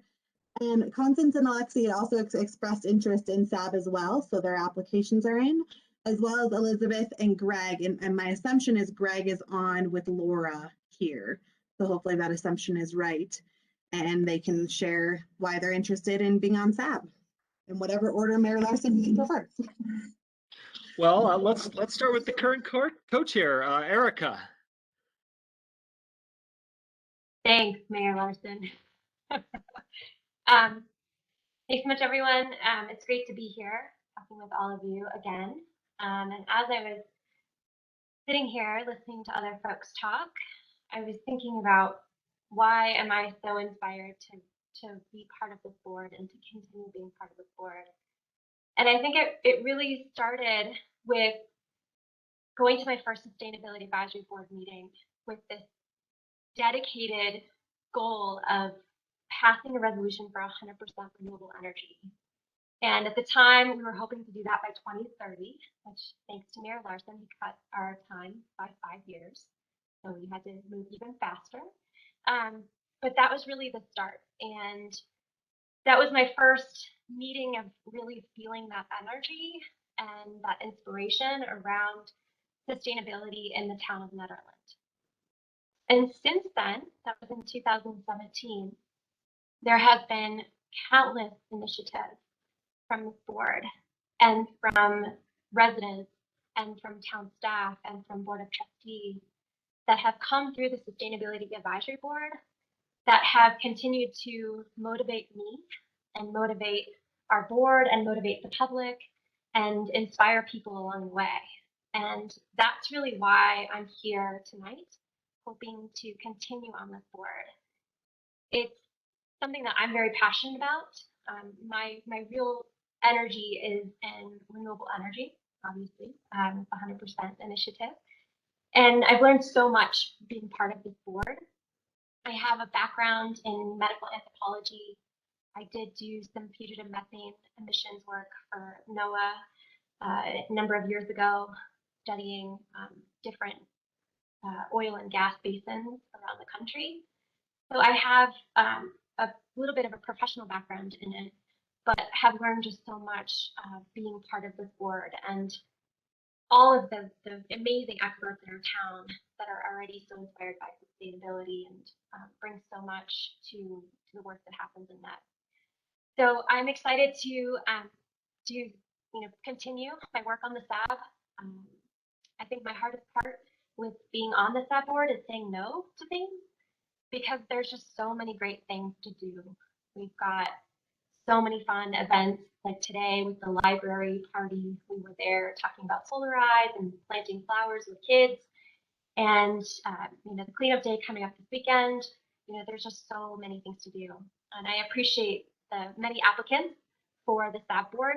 It's great to see, and like we've talked about with the Planning Commission, please come get involved, because we need everyone to tackle some of these lofty goals that we have. Thank you. Thank you, Erica. Elizabeth Cooley. See, you're on here. There we go. Hi, Chris and everyone. I am interested in being on the Sustainability Advisory Board because I have lived in our region for a very long time. And during that time, I have spent, I've really enjoyed engaging in environmental education with children both in Coal Creek Canyon, during my time as a teacher at Gilpin County, and also here at Nederland Elementary School. I call myself the Green Star Girl at Nederland Elementary. I was able to revive the composting program for our school and regain the Green Star for our school, which had faded away. There was no one to continue that composting program. Last year, when I was working as a custodian, I started a program for environmental education in the lunchroom on Fridays. So I would do Friday for Future, and I was teaching environmental issues to kids from preschool to 5th grade. I feel like those skills and my professional skills as a speech language pathologist give me an edge for communication. And I think that the town of Nederland has a lot of great ideas. And one part of that is being able to communicate those ideas clearly to people, and to also help build understanding and participation. So that's really the reason why I'd like to be involved. Is I'd like to see the program that I'm running right now have a more permanent home and not be a volunteer program. So kind of working on building infrastructure within our town to maintain sustainability and to build programs so that more people can participate and do what needs to happen to help preserve our beautiful environment here. Thank you. Thank you, Elizabeth. And Greg King, I think you said you were on, you're named Laura on the participant screen. Is that what Miranda said? That's my assumption. Is that accurate? Yes. Can you hear me? Yes, we can hear you. Okay, thank you. Yeah, I'm Laura's husband, Greg. Laura's on the sustainability committee, so I somewhat feel as though I kind of kept tabs on what sustainability board is about. We've lived here since 2014. We're raising our son here. He just graduated from elementary school. That's cool, Elizabeth, stuff you're working on there. And Constance and Alexi are our neighbors, so we feel pretty fortunate to be settled, getting settled here in Netherlands since I guess the last 7 years. Flies by. And yeah, I've kind of just kept to ourselves a little bit. Laura joined last year, and I thought it would be a good opportunity for me to hopefully get involved with the town. Seems like a good fit. I'm in construction. I'm very interested in renewable energy. I'm in construction. I've worked with solar crew out of Louisville, and they're one of the companies that the sustainability board talked to about the solar program. I've always felt there's a lot of opportunity for wind, solar, and possibly even hydroelectric storage capabilities. Although after the presentation today about water rights, I'm not so sure that would be an easy task to undertake. But nonetheless, I think there's a lot of potential just in Netherlands and the size of the town to be pretty effective and efficient as far as making decisions to become, carbon neutral. I think it's a crucial time. I think the time is now that the world's waking up to what we're dealing with, and we don't really have a choice in the matter.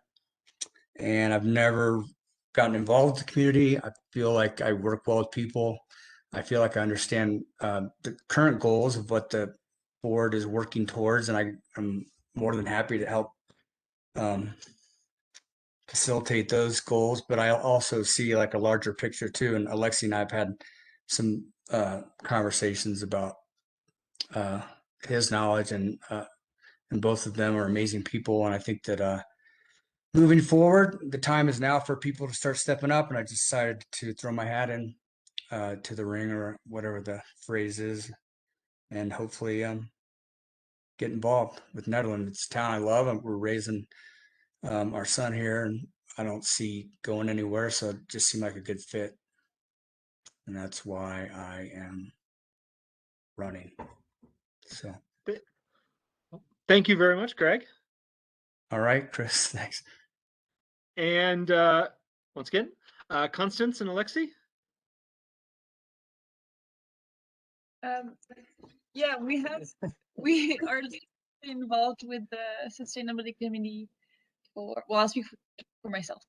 You have different opinions, but yeah, for pretty much the similar reasons as for the planning commission. I know this is more of an advisory board, so the purpose is a bit different, but it's something that I am still very interested in and might be a good first step. But similarly to the other one, even if we're not appointed, we'll find a way to bother all of you and get involved anyways. So Yeah, no, the same. So we've been changed since 5 minutes ago. Very excited about Nederland having a spare point to become kind of maybe a leader and show Boulder how to do it. And very hopeful to one day have those wind turbines on the dam, on the Boulder Reservoir Dam. I think a lot of things are possible. It's just you have to break the ice and make people understand that wind is free, solar is free, water is not free. We just learned that the difference in height is totally free. So instead of going to the gas station, and we saw the price increase lately. So it's important to look for new solutions. So yeah, I'm happy to just help on the side, no problem. If there's anything I can do. Thank you. Well, thank you all. And I mean, once again, we are so fortunate to have 5 incredible candidates for, unfortunately, only 3 seats. Any questions from members of the Board of Trustees for any of our 5 applicants?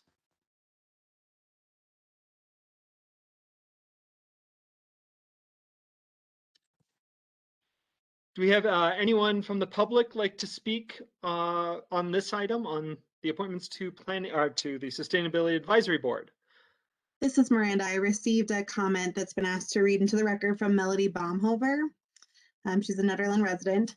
She says, I recommend that Erica Thorley be appointed to the SAB for another term. Having board members that are engaged, active in leading projects, and available to volunteer their time is an important piece of SAB. Maintaining quorum for meetings can be a challenge, and manpower at events is another hurdle in successfully engaging the public. Erica has constantly been committed to participating fully at SAB meetings and events and has gone above and beyond the call of duty in her participation.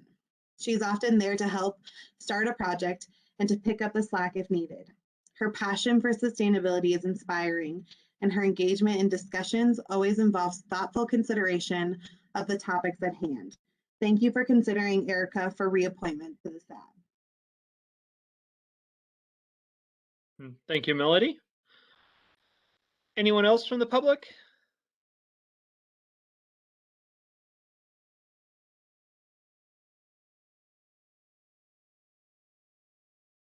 Not, we will bring this back to the board for comments, thoughts, motions. I think since we started on the last one on individual motions for individual seats, we'll continue with that on this. But any comments from board members? Yeah, this is Alan, and I've been a liaison to the Sustainability Advisory Board. And I have to say that I concur with Melody. Erica's been a dynamo. She's stepped up and volunteered, and there's that old saying, walk the talk. She's walked the talk in abundance. So I think she very much deserves to be reappointed, and I'd like to make a motion to reappoint Erica Thorley to the Sustainability Advisory Board. This is Julie. I would second that. Multiple seconds. Miranda. Mayor Larson, Yes. Trustee Coombs Ismail, Yes. Trustee Danforth, Yes. Trustee Taylor, Yes.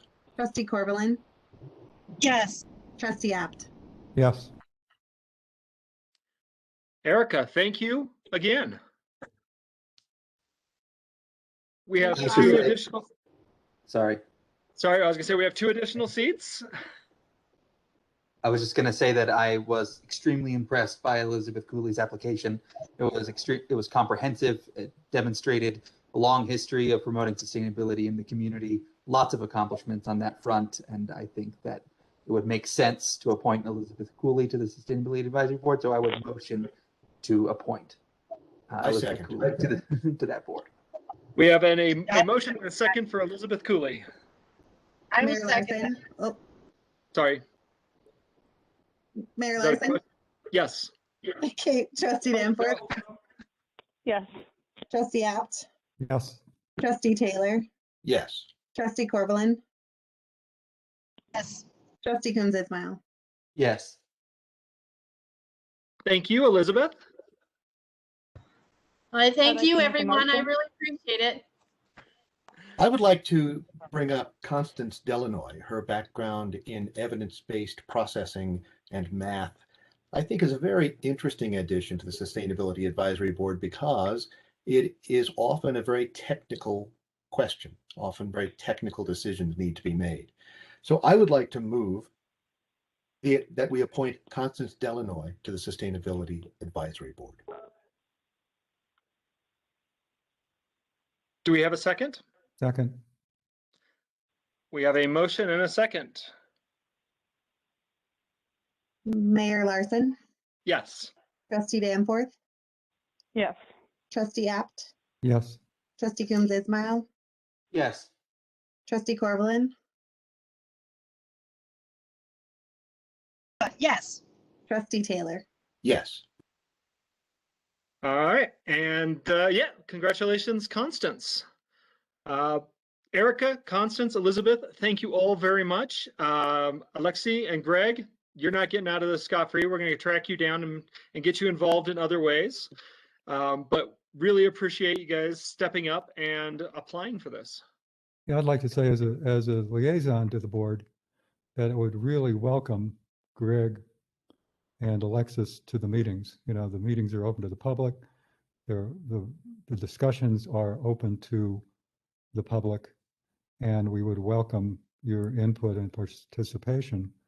And I am certainly going to be striving once again to get an alternate position set up for the boards like we have for the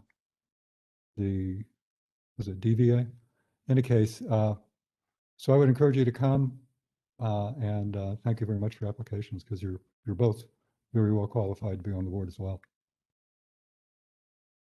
Ellen and Mayor Larson, if I could add, we would be interested in an alternate position for SAB as well.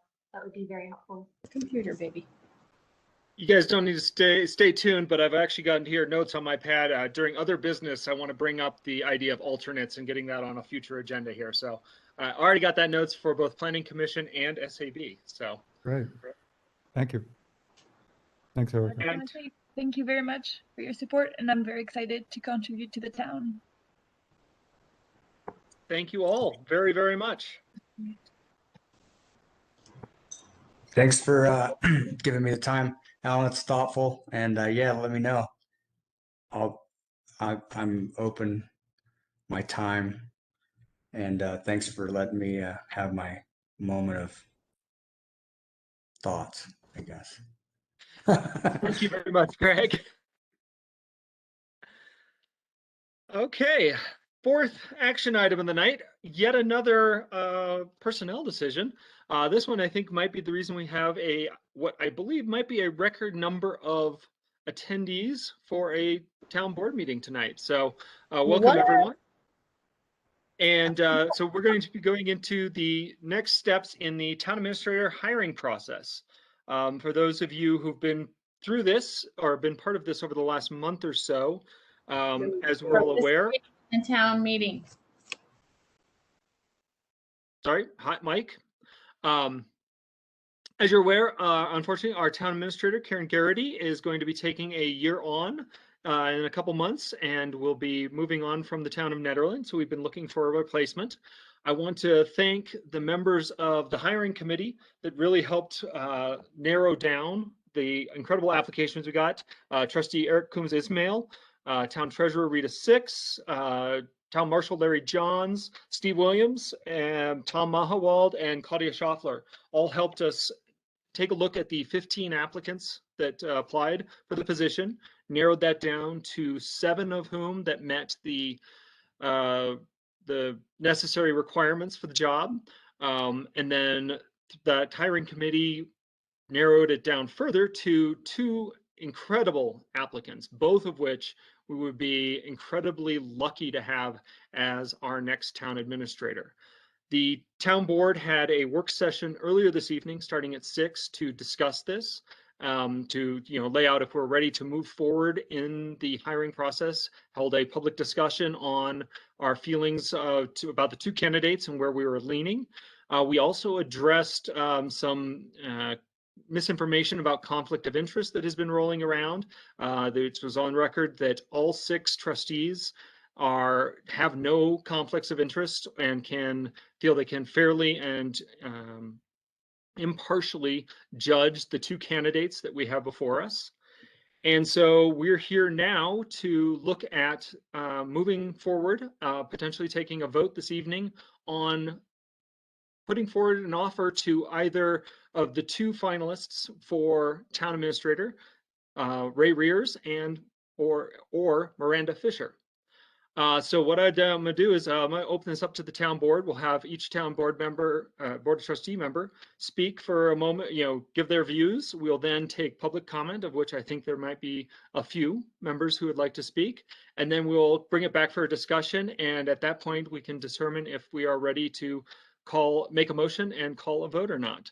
So I will begin with my fellow member of the hiring committee, Trustee Eric Coombs-Ismail. Yes, the last 2 hours or so have not necessarily proven to give me any more clarity on this situation that we find ourselves in with 2 extremely strong candidates. And it is starting to become a bit of a heart versus head question for me. I find that Ray Rears' years of experience, performance in both the application and in the interview process were stellar. I think he was very strong, and it's becoming more and more difficult for me to look past the potential of having both Ray Rears and Miranda Fisher as potential staff members for this town. But as I kind of cautioned in the work session, I wouldn't say that we can guarantee that that would in fact be the case. I'm still not absolutely certain which way that I could find myself voting on this particular issue. Of course, we have on one hand somebody with fresh ideas coming from the outside who might be able to evaluate some of the circumstances that we found ourselves in over the last few years or so and give us solid solutions for coming out of it stronger. And on the other hand, we have somebody who is from Nederland and who is familiar with this town and who is beloved by the staff and by residents alike. So this is a tough choice. And yeah, I'm still in the position of not really knowing which way I would go, except that I'm feeling like the kind of accomplishments that were detailed by candidate Rears are weighing quite heavily in his favor for me right now. Thank you, Eric. Trustee Apt.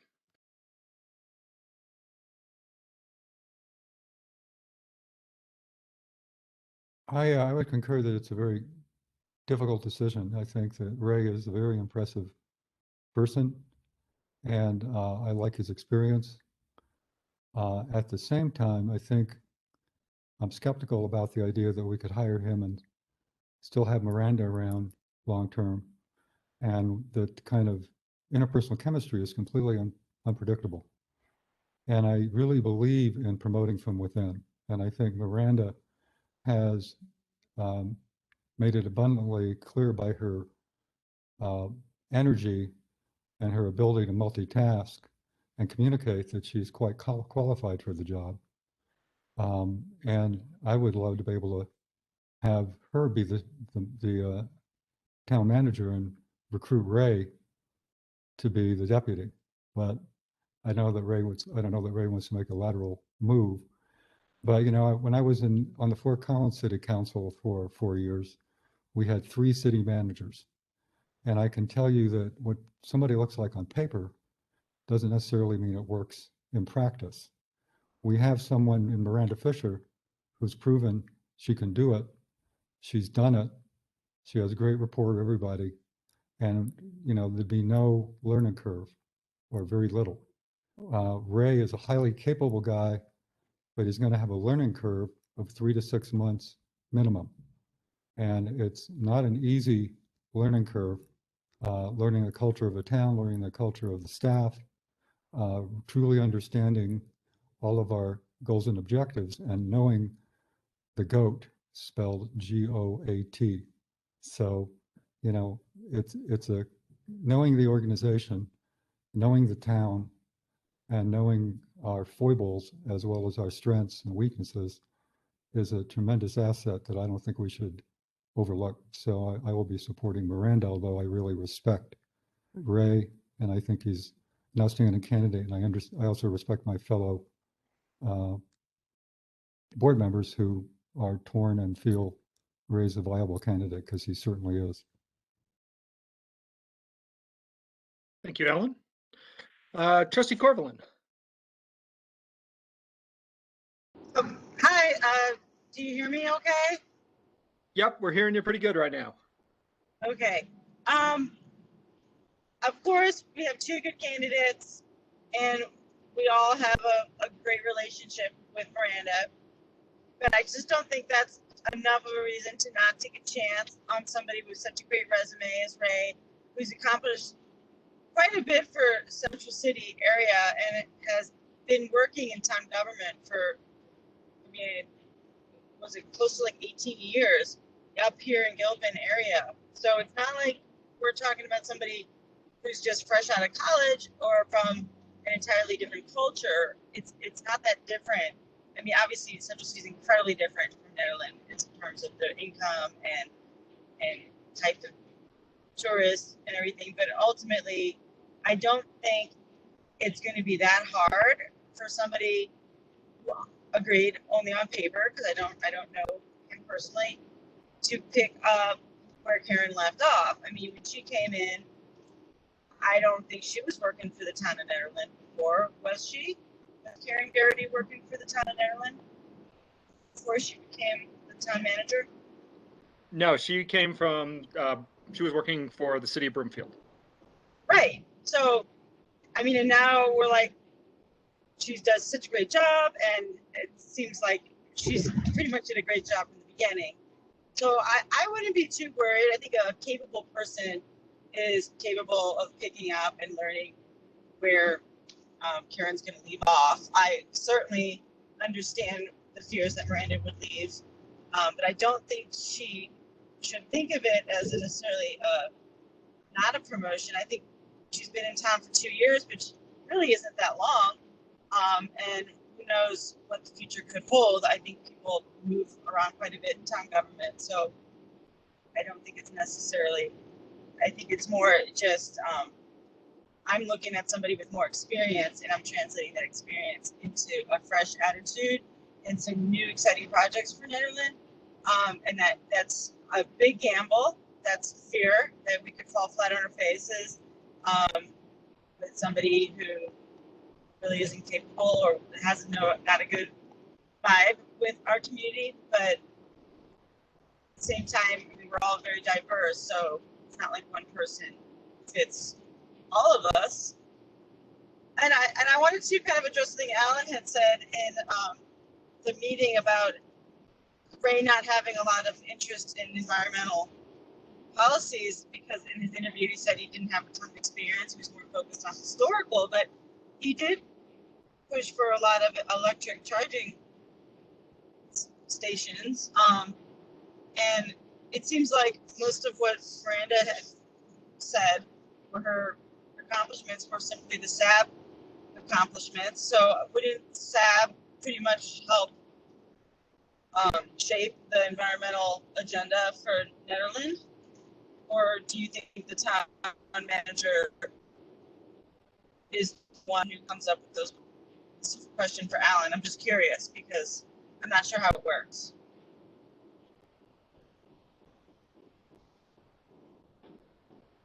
Tanya, I don't quite understand the question. Well, you were thinking that Ray wasn't very strong on environmental policy, but isn't SAB and Garrett, isn't their job to kind of bring those policies to the town manager and inspire them? Yeah, absolutely. I think that's true, and I think that I just think that he can learn over time.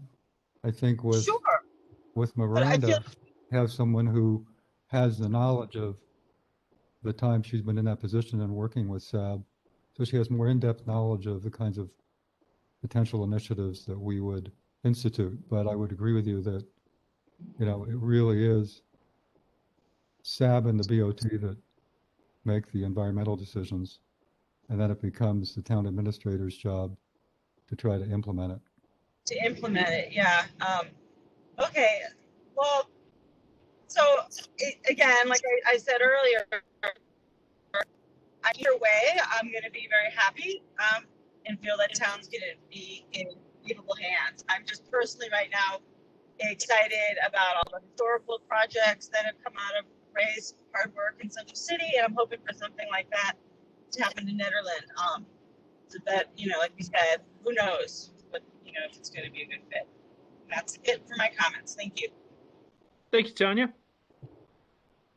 Trustee Danforth. Hi, can you hear me? We can. Perfect.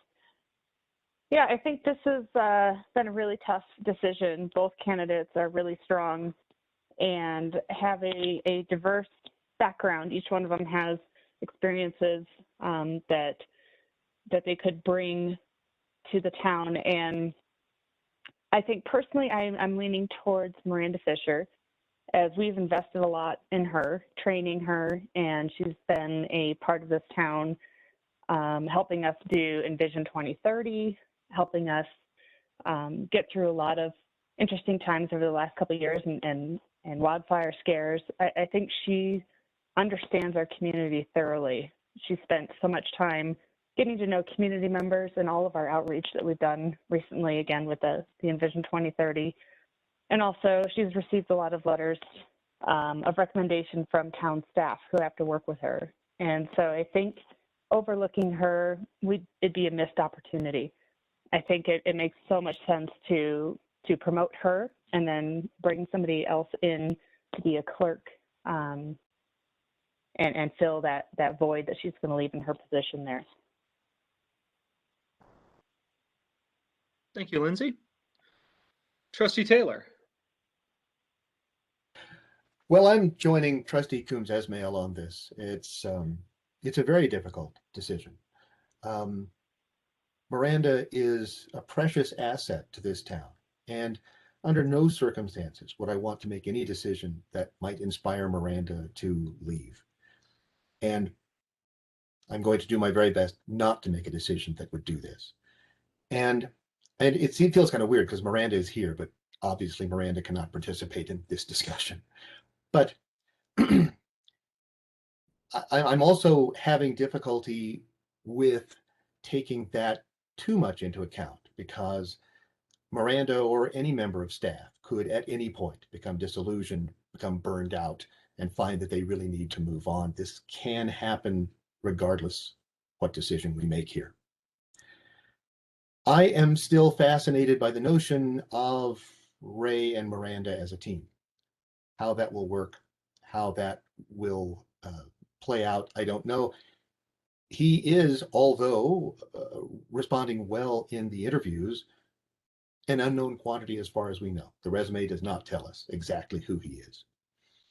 And so I'm not flipping a coin, but I'm struggling in the same way that Trustee Coombs Esmail is. I think Ray has real potential. I think that he and Miranda are both fantastically qualified, but most importantly, they're fantastically qualified in different ways. That variety represents some value to the town. And so, yeah, I got nothing right now, except that when it comes time to vote, I will vote. And I don't think I can go wrong. The question is, could I go better? And I guess that's what we're all asking. Thank you, Julian. As for myself, I've worked very closely with Miranda over the last year and a half and seen how she has grown into the position and adapted to the position, learned the different roles in town, seen her interpersonal relationships with other town members of town staff and with members of the public. And I've been very impressed by that, both in sort of the day-to-day, the long-term efforts. Somebody brought up Envision 2030 being one of those long-term efforts, which she has really taken it upon herself to organize and done an amazing job and put in an incredible number of hours during the last few months, while we've still been sort of trying to, well, last 6 months, 9 months, while we are trying to get it off the ground during a pandemic. And I've seen how she has knowledge about the departments of town.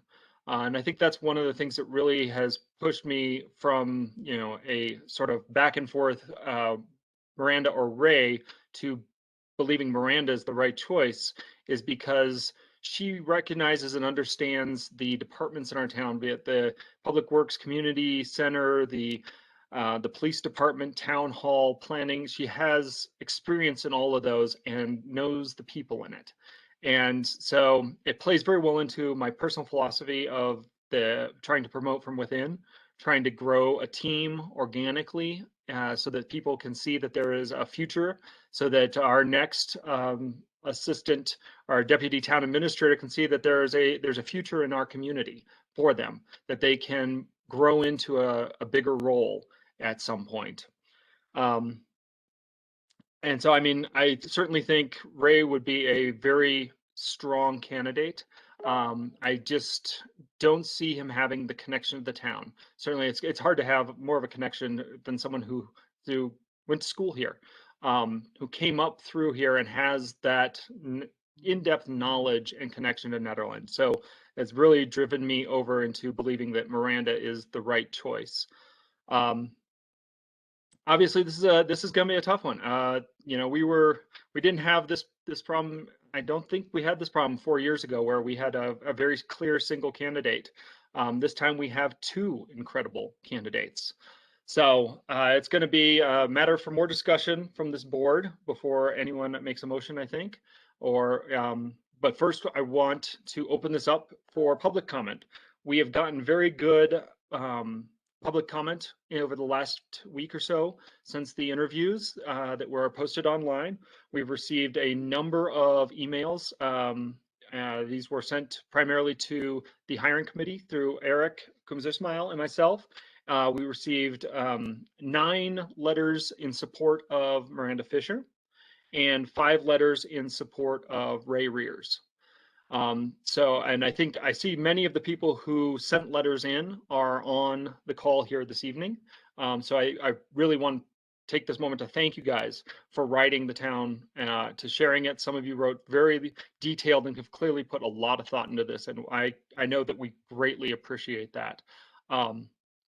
And now I'd just like to open it up and hear from everyone. So this may be a little chaotic because I think a lot of people may want to speak, but we'll try to keep it moving. So catch my attention in some way. You will each have up to 3 minutes. Simply identify yourself by your name and whether you're a town resident or not, and let us know what your thoughts are.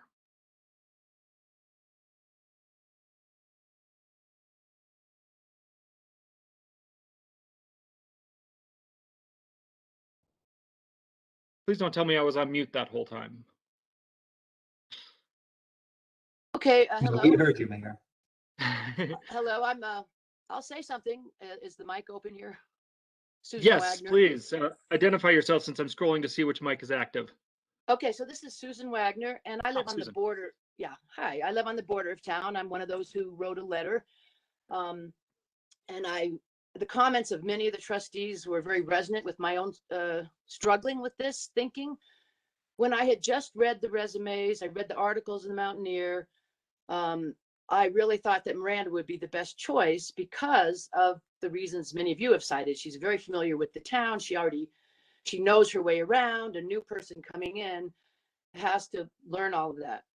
But after I heard the interview of the two, I'll tell you, I was very aware of the difference that the number of years Ray Rears has been in management positions in government. He worked for Gilpin County, I think it was for 9 years in the planning department. And I've heard good things about him from that.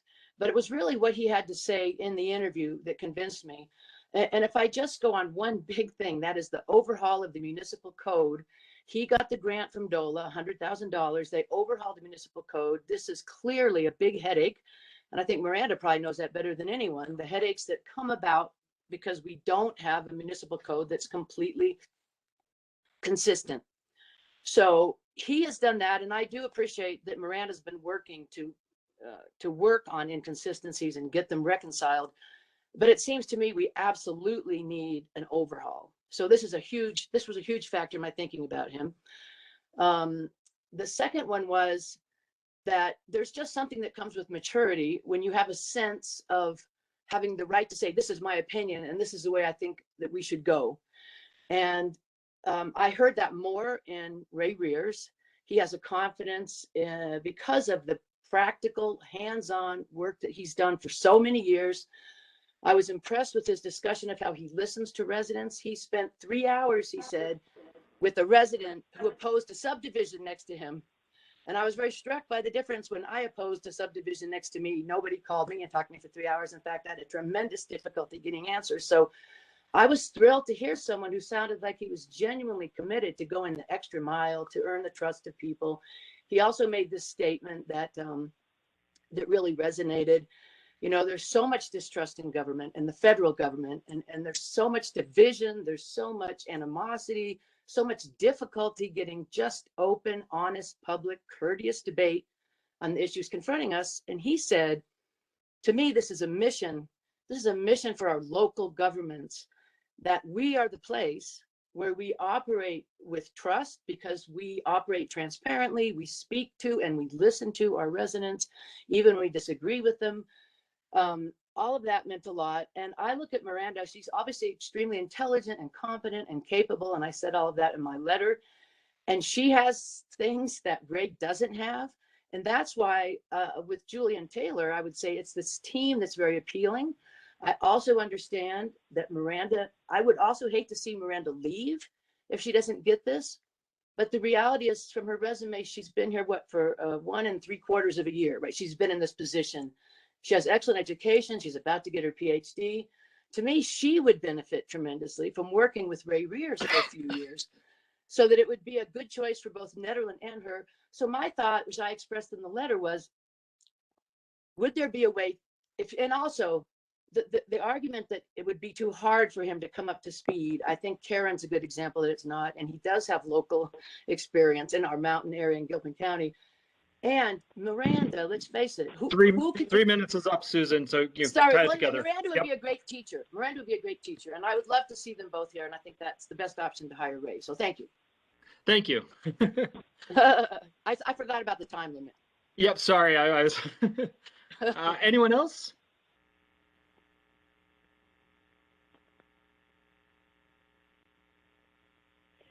I'd like to speak.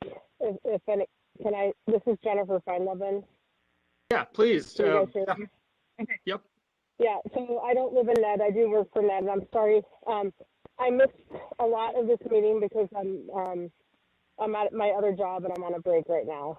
But I just wanted to speak really briefly and say that I support Miranda for this position, and I can say that coming into this, I was worried about being conflicted because obviously I have a working relationship with Miranda, and I was concerned that I'd be put in a position of having to choose between someone I'm already working with if I felt that the other candidate was going to be a better position or a better candidate. What I found after sitting in on the interviews was it was just a very clear choice for me. That awkwardness was removed. It wasn't even a possibility. Miranda had a much better understanding of all of the aspects of the town. I was really disappointed that Ray did not know how many police officers that we had, did not know if we were functioning 24/7, did not know that Boulder County came in at 10 p.m. And I feel like with an opportunity to prepare and to really be vested and interested in this job in this town, and to have a chance to look at the budget and knowing that our budget, the two largest areas are going to be public works and law enforcement, that he would have been more prepared. And so that was just a small part of it. But also, Miranda is really diversified, and I've seen her set clear boundaries and work well with all of these different groups of basically constituents and departments. And I'm sorry because I wasn't planning on speaking tonight, but I've heard what some people are saying about combining positions and having them work together. And I feel like sometimes, bless Netherland's heart, they have a hard time making decisions, distinct decisions. And I don't see that working very well in this situation. I think we should embrace the best candidate and just make room to let this change occur. And I think that Miranda is definitely the person who can do that for us. Thanks. Thank you, Jennifer. Anyone else? And just a reminder for those on the phone, I think some people have figured out if you are trying to speak and you're muted, *6 will unmute you.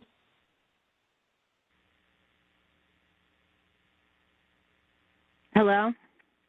Hello. Okay, this is Kathleen Chipeye. I live on East Magnolia for 30 years. I want to second everything Susan Wagner said, and I support Ray Rears for admin because of his focus on public engagement and his experience in things like becoming home rule and synchronizing town's foundational documents. Ned's foundational documents contain an excessive amount of conflict, which opens the door to unequal enforcement and treatment under the law, like 5 different interpretations, procedures, and outcomes on parking for 5 different businesses in less than a year, which occurred last year. With Ray, town has the opportunity to correct the significant cracks in our foundational documents, and this will resolve a lot of the conflict and unequal treatment under the law. Town staff has yet to explain why Mr. Mitchell needed an SRU to charge for parking in his lots that have existed for years, while the farmers market has never been required an SRU for outdoor sales in Ron's exact same lots. That just doesn't make any sense to many people. It will also clarify why LTRs are not considered income while STRs are, and why the process to appoint committees changes about every time it occurs like it did tonight. There are no red flags, controversies, or mistrust in Ray, and there are with Miranda. Not everyone is happy and satisfied and feeling treated properly or even decently. Like I ended my comments sent yesterday, I believe Miranda working under Ray's leadership would bring the community the best results so the community can understand why there is unequal treatment under the law. And I believe 3 months of training is more than enough for Ray to be able to assimilate. And he said his commute will be cut in half from what it currently is. And he seems to live closer than where Karen lived prior her hire. I'm also concerned that Miranda said that her proudest success was getting the STR ordinance passed, when in 5 years of meetings on STRs, only 9 people went on public record against them. No one ever complained to law enforcement. Larry Johns confirmed he never had an STR complaint, and yet more than 90 people went on record in support. So we ended up with 9 people who were happy and 90 people who did not agree with that the STR ordinance was successful. And then we have all the tourists that could have brought income into our community who now have no place to stay, on top of the 90 people who basically lost the ability to generate some income on properties that they can't live at full time. Many of those properties were given from inheritance from family members, and they lived elsewhere, so they can only come to Ned 1, 2, 3 months of the year, and they deserve a right to be able to retain their family's properties and rent them out short-term rentals. So I was concerned with that, but I'm really impressed with Ray's mission to unite everyone, get people engaged, and listen to everyone in the community, because whether anyone wants to admit it or not, there are many of us who have felt ignored for years. And after we put in more time than most people by attending the meetings, paying attention, and that's all I have to say. I support that. Thank you. Any further public comment? This is Dawn Baumhover. Can you hear me? Yes, Dawn. So I noticed support from the board, and I noticed from the board continuity in the appointments for the PC and BZA positions were important to the board, the continuity. And I think this is also an important consideration for the choice before you tonight for town administrator. The board has repeatedly spoken of giving back to the community, and Miranda, you do have a young woman who grew up here, went to school here, but the community has pursued her education, returned to serve it, and she is a stellar example of a young woman who carries out the values that I've heard the board speak to numerous times. So the continuity and the giving back and the service were themes I repeatedly heard in the interview for her, and I agree with the comments that Sergeant Jen brought to you tonight. I noticed that Trustee Corvalon said something about Central City and Ned being not very different, and I have worked in Gilbert County in the past, and they are very different. The county, they just have different issues. I've also heard it said that Karen, you know, it wasn't a big deal for her to get up to speed. Well, Karen spent months researching, attending board meetings, researching town issues, and paying attention and delving into the issues in Nederland, just listening and learning while she was an applicant and when she knew she wanted to apply before she ever was chosen for the position. So she was able to hit the ground running, and her example was amazing.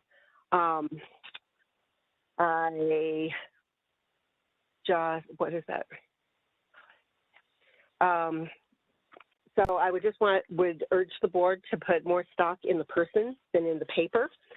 And Ray himself said that he is an advocate of hiring within, and he would not have applied had he known of Miranda's application. And to speak to Trustee Taylor's comments about looking at the map in this situation, I think that's very risky. And I think that you can't separate yourself from personalities, because the skill sets have personalities behind them. And I think the personalities and the chemistry in the town is very important with the town staff. We have a very hardworking and cohesive staff. So while Ray is extremely qualified and amazing, I would like to speak in support of Miranda Fisher. Thank you, Dawn. Do we have anyone else who would like to speak?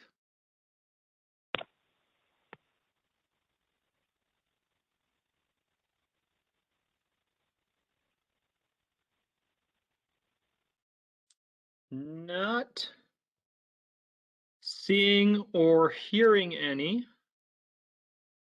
I will bring this back to the Board of Trustees for comments and discussion. I think we clearly have a difficult decision ahead of us. I think we have people who feel very strongly on both sides. Personally, I still am very much. I still think nothing I've heard or that has come out of discussion has changed my mind. I think Miranda has really shown a connection to this town. And while there was, there's this talk of hopefully having a team approach, I've seen too many tight-knit teams that's difficult. You introduce something new, particularly in a leadership position, and it can unbalance things. So I've seen such great growth in Miranda in the last year and a half and stepping into the role of deputy town administrator. And I'm just very excited to see how she takes this next step and continues to serve the town of Nederland. But that's my view and my opinion. I would like to hear from the other trustees if you have further thoughts. Trustee Apt? Yes, I think that when it comes down to the final decision, I think Miranda has more support overall from the community, from the staff, and it's a more predictable outcome. We know the person, we know what we're getting. It's a very predictable situation. Ray, as good as he is and experienced he is, it's still a higher risk. And as I said, Karen was my fourth either city manager or town administrator. She did a phenomenal job. And I've been very, very impressed with Miranda as well. Her learning curve was astounding. So I'm definitely going to support Miranda. And part of it is I'm selfish. Having been through the experience of getting to know various city managers and town administrators and having to try to train them and educate them in the values of the community and the values of the board or city council, it's a lot of work.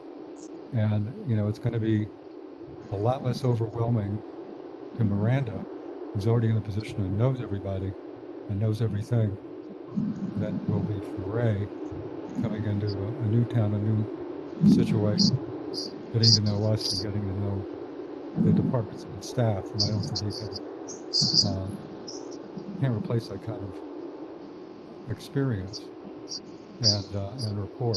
So I think it's important that we move from within and stay with Miranda. Thank you, Alan. Trustee Coombs Ismail. Yeah, I'm getting closer to forming a more solid opinion on this in terms of how I might vote. I'm very compelled by the argument made by Susan Wagner and also by Kathleen.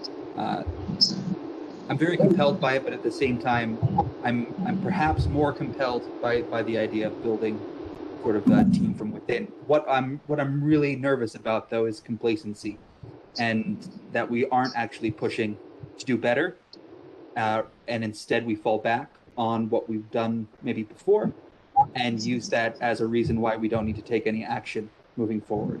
So that is really my concern, and I really want to see the town kind of more willing to admit that we can do better, especially in some of kind of our bigger targets.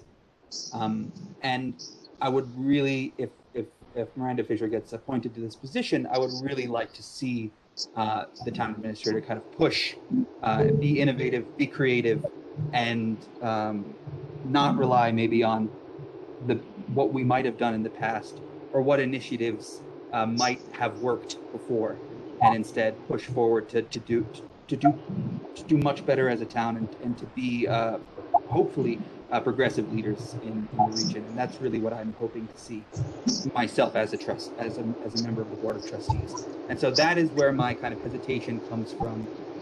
I really don't want to create a culture of complacency by promoting from within, and I think that is what you risk when you do that. Even though I can see all the strengths, and I agree with all the strengths that Mayor Larson outlined, that it can be extremely important. And I do think that this kind of pipe dream of having the best of both worlds is just that. It's probably a pipe dream, and it probably won't actually work out that way. And I don't think we can rely on it to do so. So I am, like I said, I'm firming up my idea here, but I just want to say for the record that I really do wish that Miranda Fisher's application was stronger. I wish that the interview was stronger. It would have made this choice much easier. And I think that there's a lot of room for improvement there. And that is, that is what's making this so difficult. And I think it could have been much easier to make this call, or if that hadn't been the case. So I just want that to be on the record. I know that one of the candidates is here and hearing it. So I hope that is taken somewhat to heart. And like I said, I think I'm, especially in terms of working with staff, I don't think I think having a disaffected staff is a really bad idea, and that we should really work and build together. So I'm leaning towards promoting from within. I'm leaning towards Miranda Fisher as a candidate. But I do still retain those concerns. I am concerned about the relative kind of lack of experience between the two candidates. But at the same time, I think kind of staying local and building within the community and solving the issues that we have kind of together rather than trying to get someone else to come in and solve them for us might be, in the long run, it might make us stronger. So that is where I'm sort of landing now. Thank you, Eric. Trustee Taylor? When it comes down to it, I believe we're really talking about our individual assessments of risk.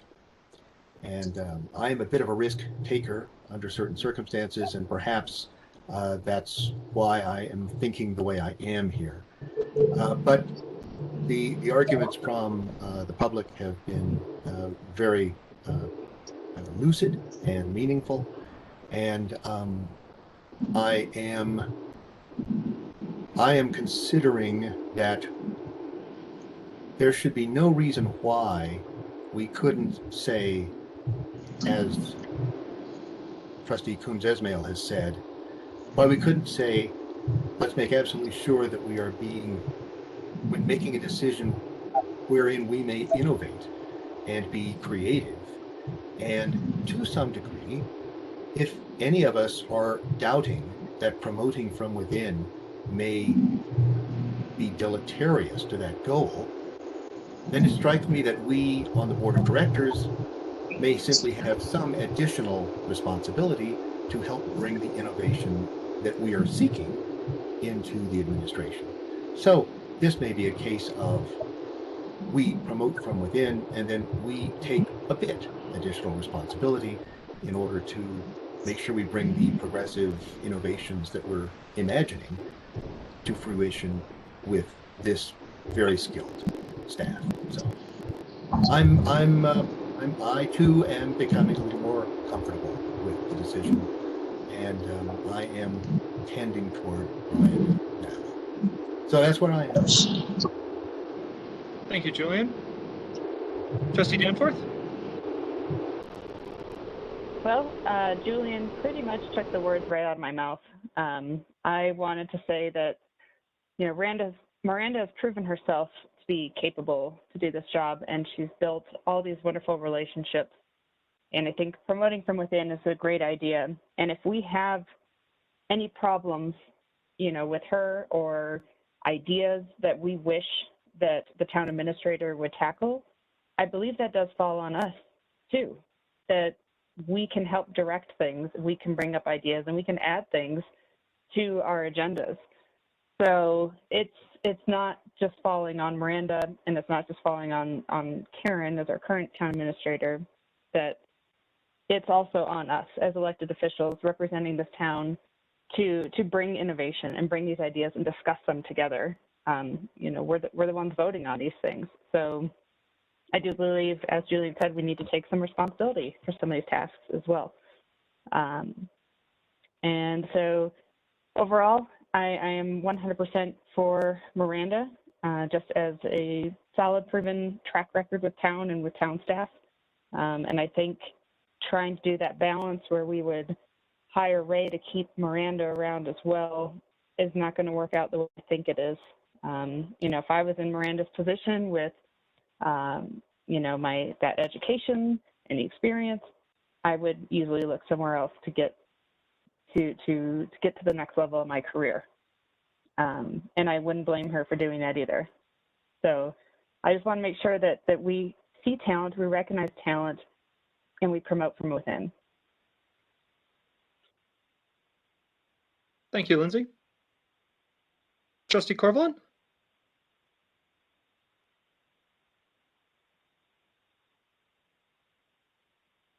Tanya, you're on mute. There we go. Okay. Well, I wanted to go back to what a word Eric had used, which was complacency, and I feel like we are in a big danger zone here. We have an employee and an applicant who has been doing a great job, but that is what we would be expecting of anybody. And it was not without many mistakes and not pleasing and fulfilling all the obligations correctly entirely through the 2 years that he has worked for the town of Nederland. And I feel like you've been handed this incredibly talented applicant who can breathe fresh air into this town and perhaps create some amazing developments within our historical district that have not been really touched upon and have been incredibly overlooked in the years that I have been living here in Nederland. I mean, I can see why everybody wants to play it safe, and we all like Miranda as a person and as an employee, but why not take this experienced employee of Gilpin County and see what they can do for our community? I can't believe that it's not more enticing to other people. But I guess I am also a risk taker and looking for big changes in Nederland, that mainly with dealing with some of the code issues that we've been seeing and the discrepancies that have been occurring on a regular basis in the past couple of years. But that's all. I've already said everything, so thank you. Thank you, Tanya. Do we have any final comments from members of the board?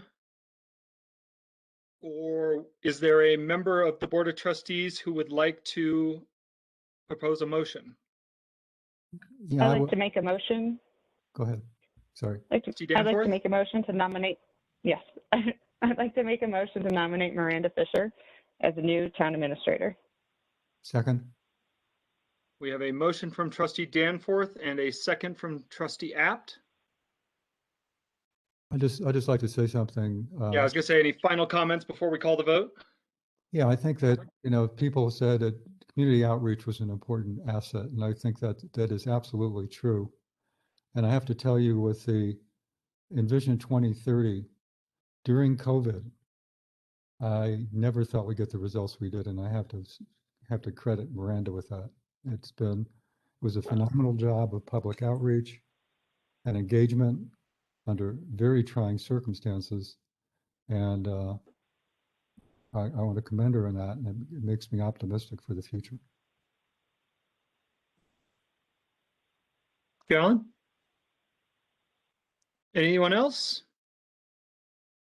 Not, can we call the vote? So this is Miranda. It's my role to call the vote. I just want to confirm that that is the board's interest, or I could pass it to Karen Garrity to call the vote. I believe it would be appropriate for Karen to call the vote. I was going to say, let's have, Karen, can you please call the vote? I sure can.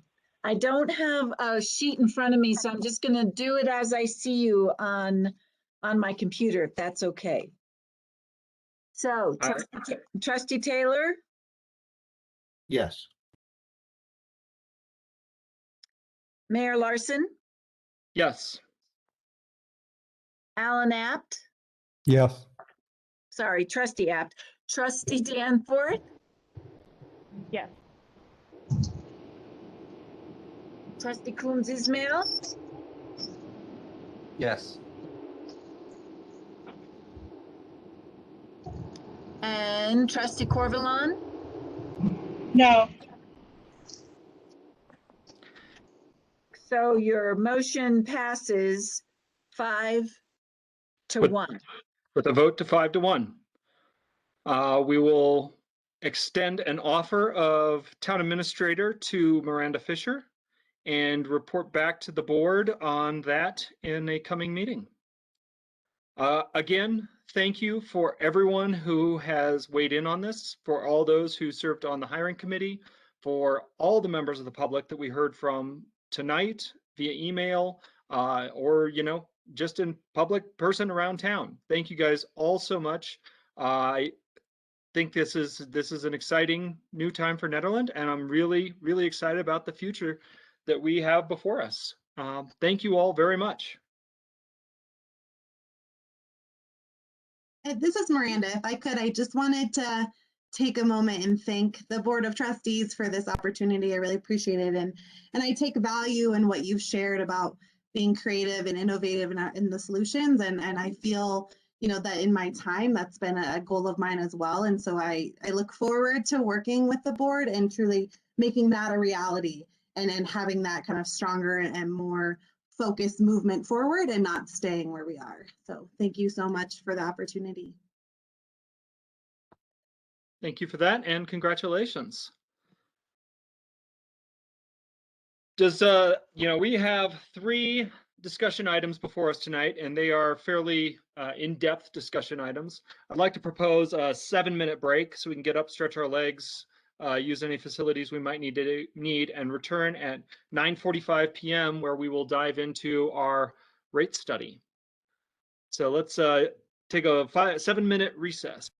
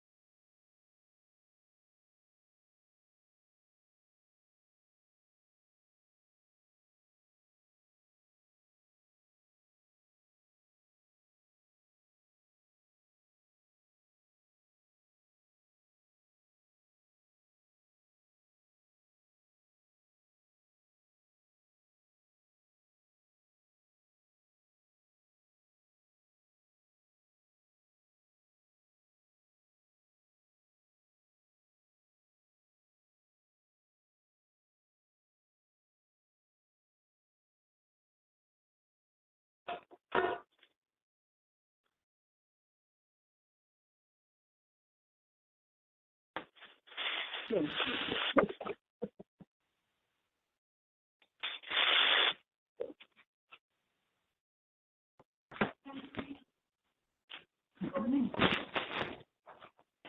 Evelyn, I think we missed it.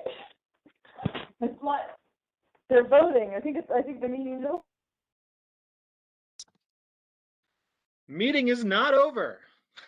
We're actually just coming back from our little 5-minute break to dive into our first of our discussion items. Before I do that, because it is already 9:45, I'd like to see if there's a motion to extend the meeting until 10:30. So moved. Begrudgingly, I'll second that. We have a motion and a second to extend. Miranda? Mayor Larson, Yes. Trustee Taylor, Yes. Trustee Apt, Yes. Trustee Danforth, Yes. Trustee Corvallin, Yeah. Trustee Coombs Ismail. Yes. All right. Thank you, guys. Yeah, well, let's dive right into this and not waste any more time. I think it's being introduced by our Public Works Manager, Chris. Welcome. Thanks, Mayor. And you guys made a great choice, by the way. So, yeah, hopefully Hannah and Andrew are still here. Oh, yeah, there's Hannah. Okay, good. So, yeah, so tonight, the town's rate consultant, Raftelis, is here, and Andrew and Hannah with Raftelis are here to provide some options and some recommendations to the Board of Trustees for developing rates as part of the town's master infrastructure plan and rate study update that we've been working on.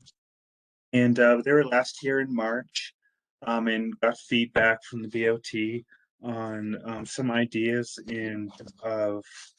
or rates that you guys would like to see. And so based on the master infrastructure plan, which essentially assessed the value of Netherlands water system and treatment facilities and its current needs, its future needs, the value of water itself. We just had a discussion about water. Didn't actually put a number to it, but you can put a number to it. And all those factors come together and they build a rate based on all those things. And so they're here tonight. Oh, in addition to rates themselves, they've also developed some figures for plant investment fees as well. So they're going to present some options for rates and also some recommendations for plant investment fees and for future development costs. And so without any delay, I guess I'll pass the baton on to Hannah and Andrew, and they can finish this conversation.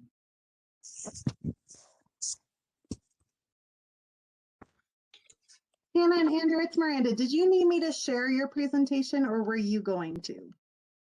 I can go ahead and share it, Miranda. Okay, perfect.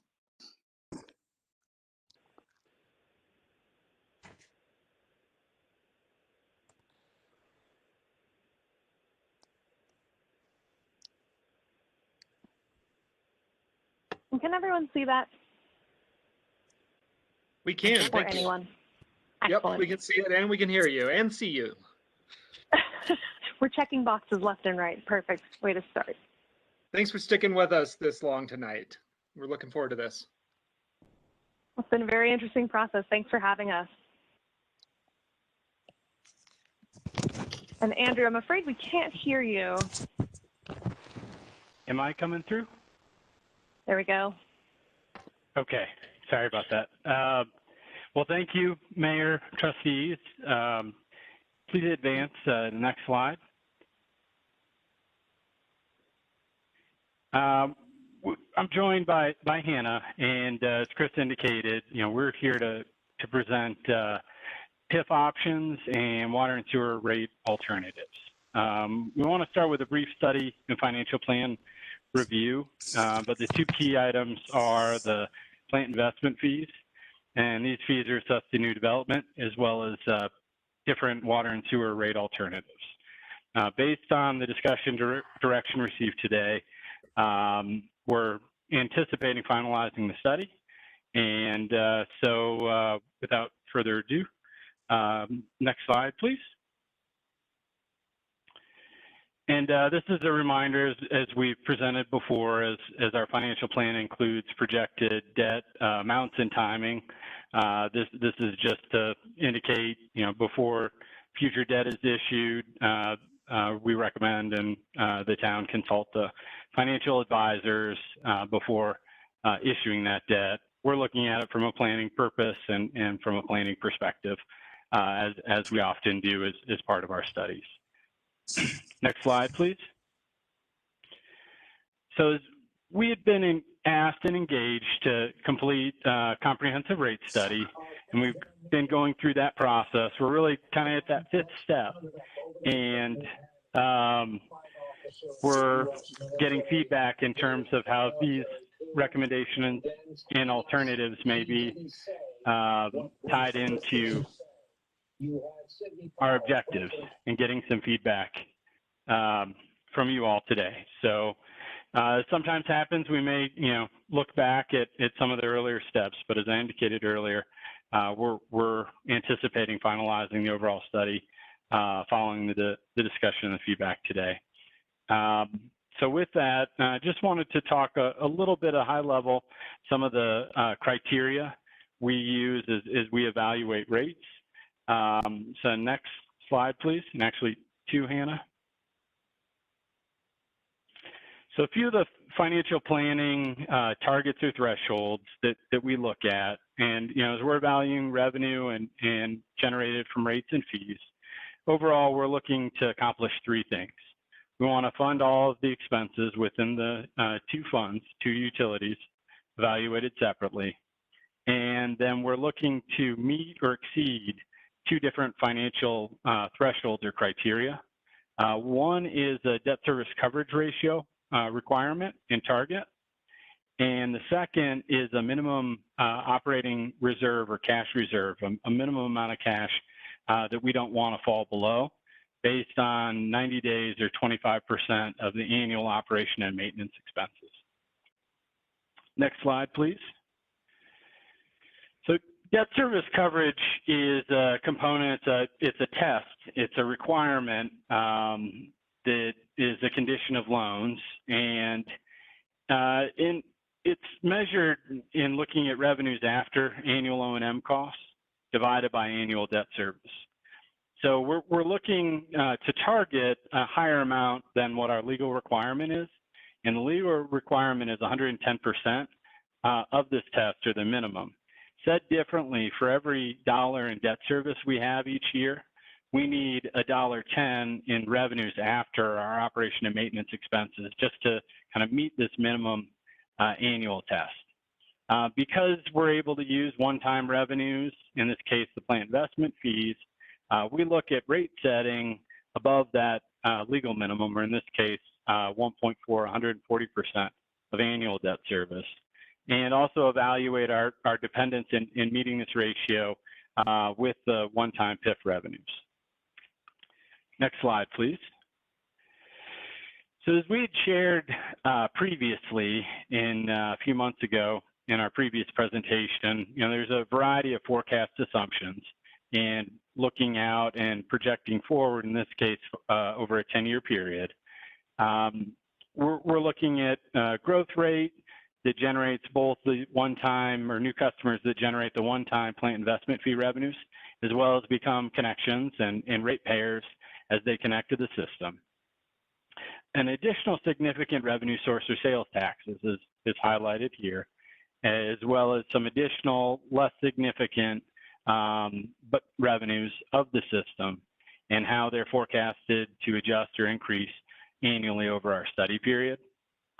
On the expense side, we start with the town's budget, and we're forecasting or projecting those costs to increase. In this case, personnel, all the other costs are differentiated, and then lastly, our capital improvement project or plan costs increasing at 2% annually. Next slide, please. As we'll talk in a minute, we've got capital funding as part of this, and there's really two funding sources. The default or the assumed funding source for the capital improvements, which are either cash or loans, and then a third or a second external funding source that come in the form of grants. And as we spoke in the previous presentation, certainly the town anticipates pursuing and applying for and looking for grants to maximize external funding of the capital program. But until those are secured, we're anticipating it's coming from either, in this case, external loans or cash from the system and the system revenues and reserves. And we'll highlight this in a minute.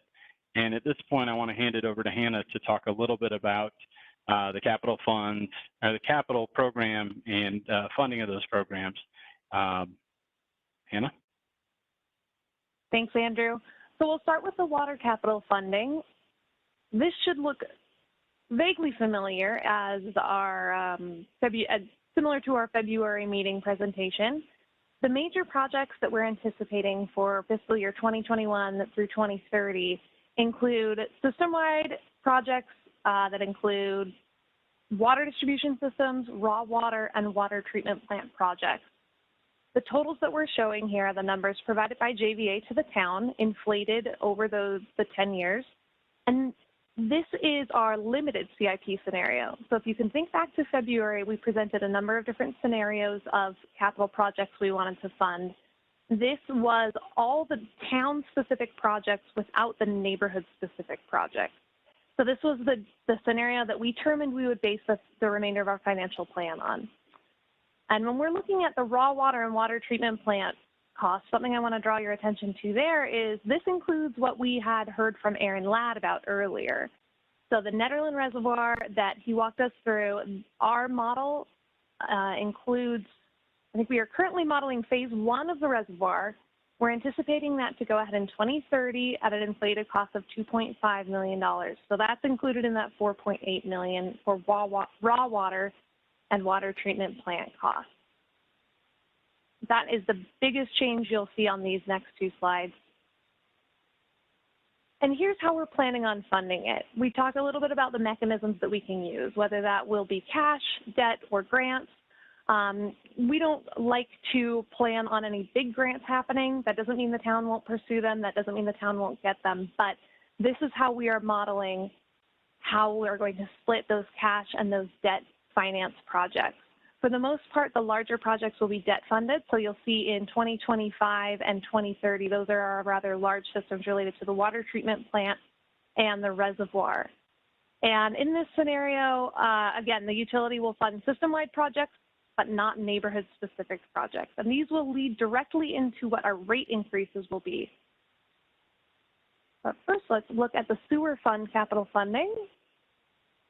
There aren't too many changes here. The system-wide total is $4.2 million.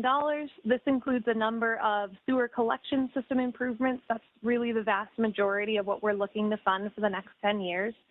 And a small amount, less than $1 million, for the wastewater treatment facility. And differently from water, we are planning on cash funding everything from our sewer fund. I think we only have 1 year here where we're showing above half $500,000 that we're planning on financing. So this isn't anything too new. We've got a total of $4.2 million to fund the sewer fund from 2021 through 2030. And I'll kick it back to Andrew to talk about how our plant investment fees will impact those. One of the primary elements of the study was evaluating the town's plant investment fees for water and sewer. And just a brief reminder, these are one-time revenues assessed to new development, and they're intended to fund capital or debt service. They can't be used for operation and maintenance expenses, And sometimes, people refer to this as a tax. It's more like a contractual arrangement and a fee for service with some requirements or some constraints. There's a tie into the facilities, or there's a tie into the capital plan, and there's also a benefit to the new development. In this case, connecting in and being served by a water system or a sewer system. In evaluating the fees and the assessment schedules, there's an element of that they be proportional or proportionate and in proportion to the demands, and that they don't discriminate. They're based on an assessment schedule or set of assessment schedules.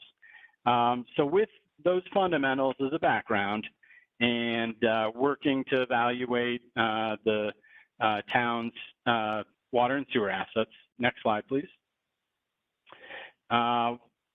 We've calculated increases to both the water and sewer plant investment fees. So this slide shows the current fees for both water and sewer as they increase by meter size and compared to the calculated fees, starting with the 3/4 inch meters or the majority of the customers. So as we evaluate, and I want to focus on that 3/4 inch customer, and that's the vast majority of the connections we have on both systems. So starting with water, it's a pretty substantial increase just looking at the nominal and percentage increase of roughly $21,000 for that 3/4 inch connection, or a little over 100% increase. With sewer, it's a more modest adjustment or potential increase if adopted at these levels. It's roughly $1,700 or about 10%. So for a customer that's connecting to both these systems, the combined fee based on the calculated is roughly $59,000, which represents an increase of roughly $23,000 over the existing fee that when we total it together, it's a little over $36,000. So combined, it kind of weighed and averaged together, and that increase would be 64% for new customer connecting. As Chris indicated, one of the options that we're looking to get feedback on today is that whether as calculated they get implemented to this level in the first year, in this case 2022, or another option in terms of potentially phasing the fees in. So Hannah, could you go to the next slide? And then certainly maintaining the current fees with a recommended adjustment annually for inflation. And I just want to mention that recommendation to adjust the fees annually between these types of periodic in-depth evaluations is a recommendation we have regardless of whether the fees are phased or how they may be increased or adjusted moving forward. It kind of helps just the town and the fees maintain just for inflationary or price adjustments independent of additional facilities and the value of those facilities for new development. In a minute, we'll show the results of the financial plans in looking at this. But I want to talk through, if we start with the existing fees and we simply adjust or index them for inflation, we see the impact in 22, 23, and 24 on the top part of the table. And this other approach, or another approach, is phasing these in this case, over a 3-year period.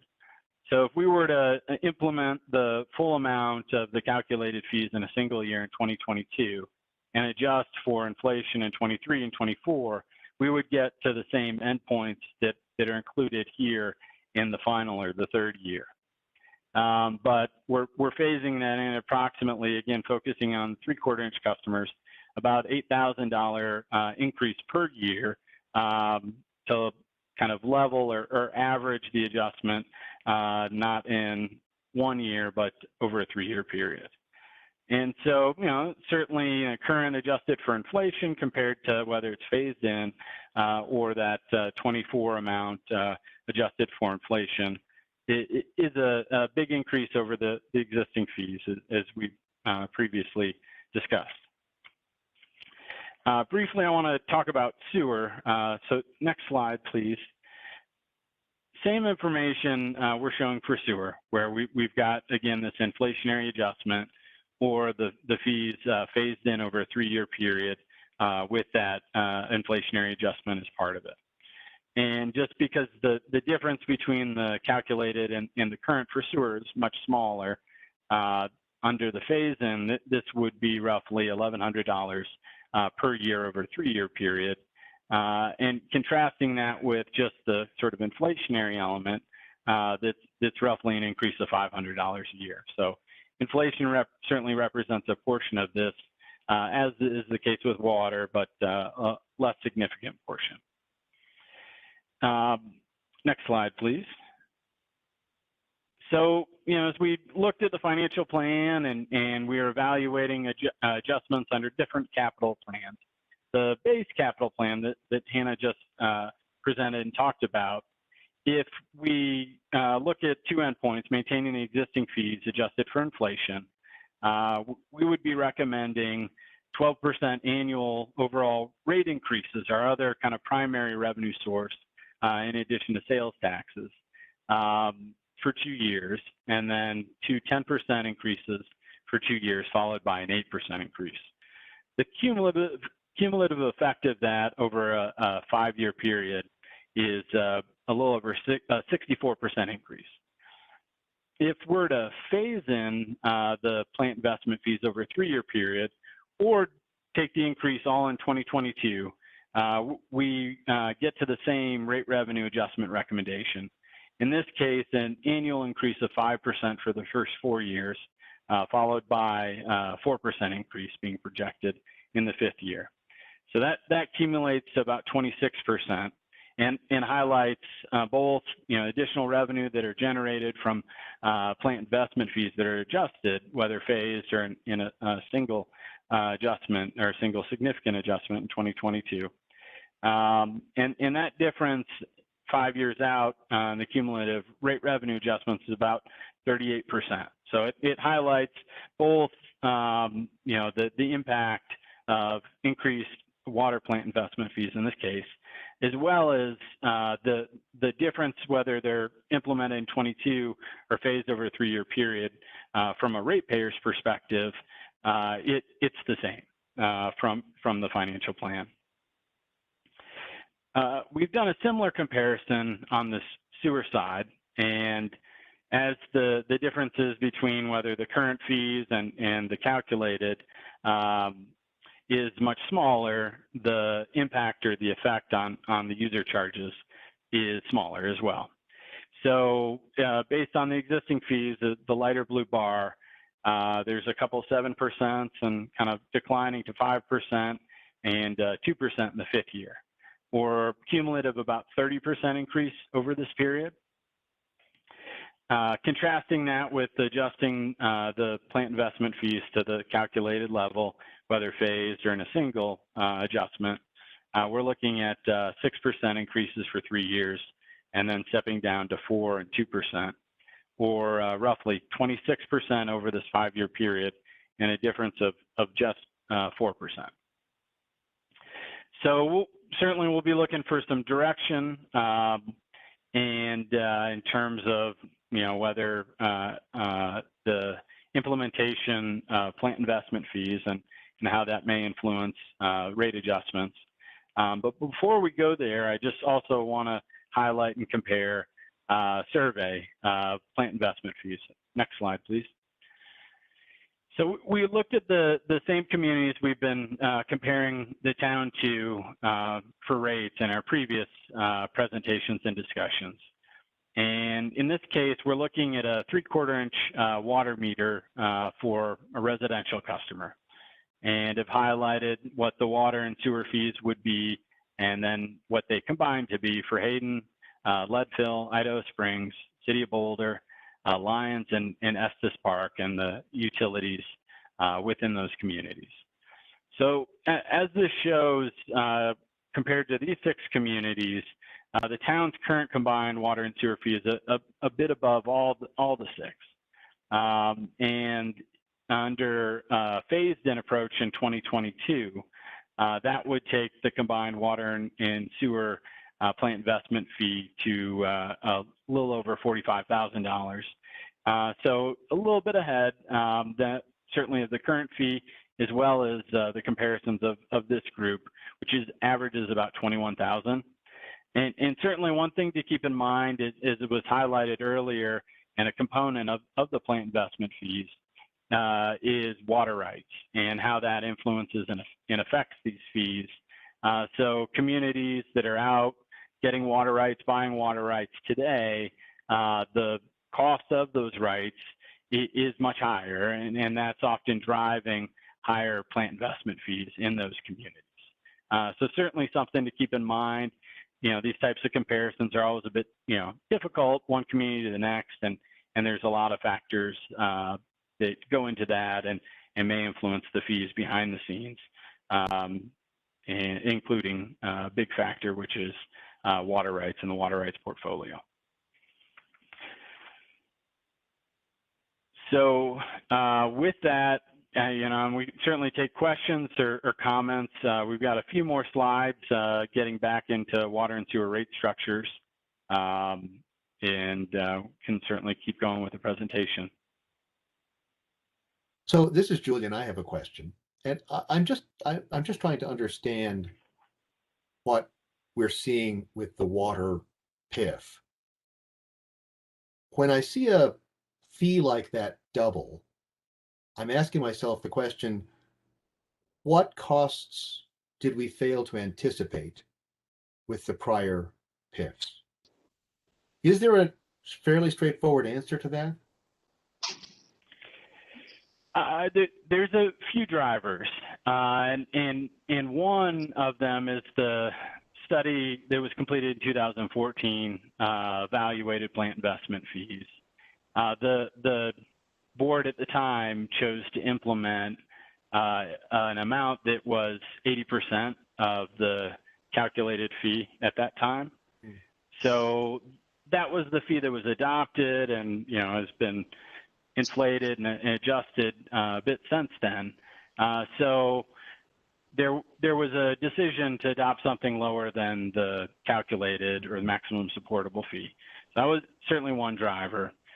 Second driver is the inventory of the facilities themselves and the value of those, and that's increased. And as Chris introduced and his memo highlighted, before this study and kind of complementing it or preceding it, the MIP evaluated both the capital plan, but there was also an inventory of the system that was a component of what we used and incorporated in the water plant investment fee.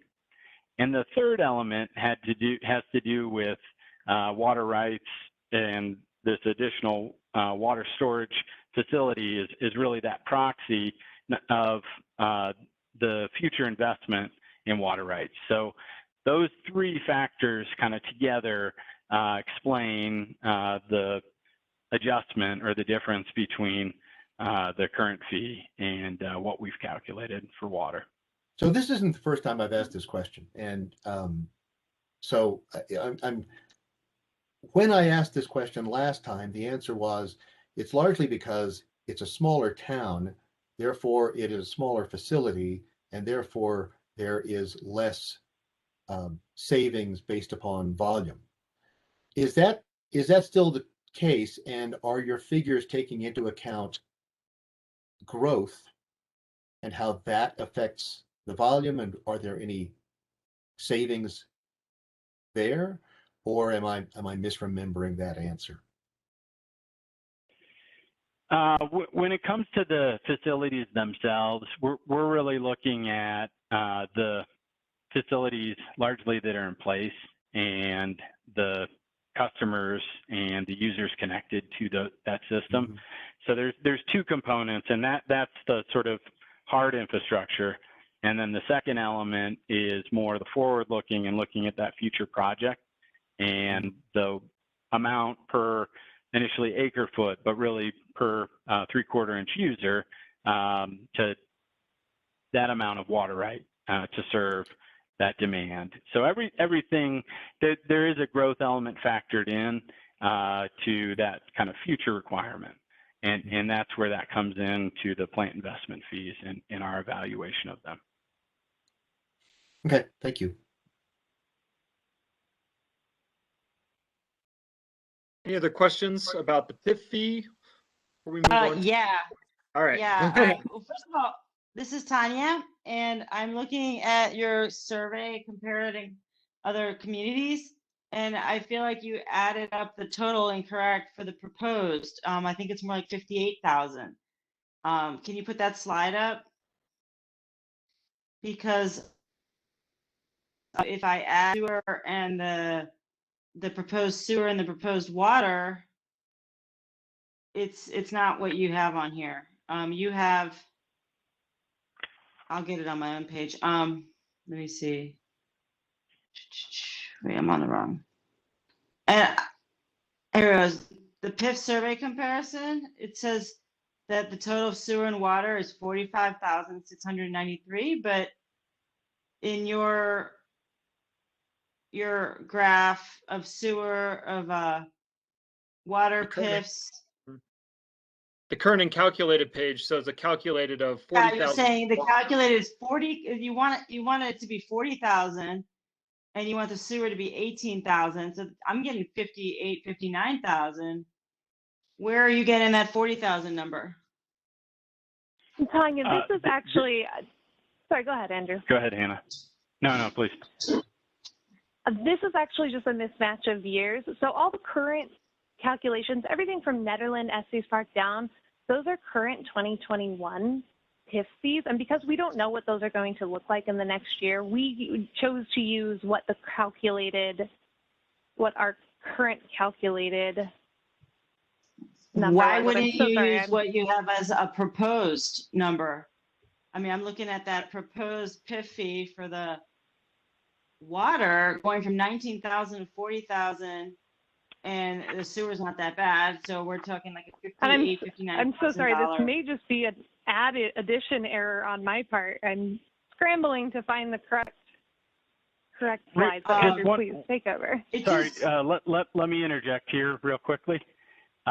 This is if the phased-in approach selected for 2022.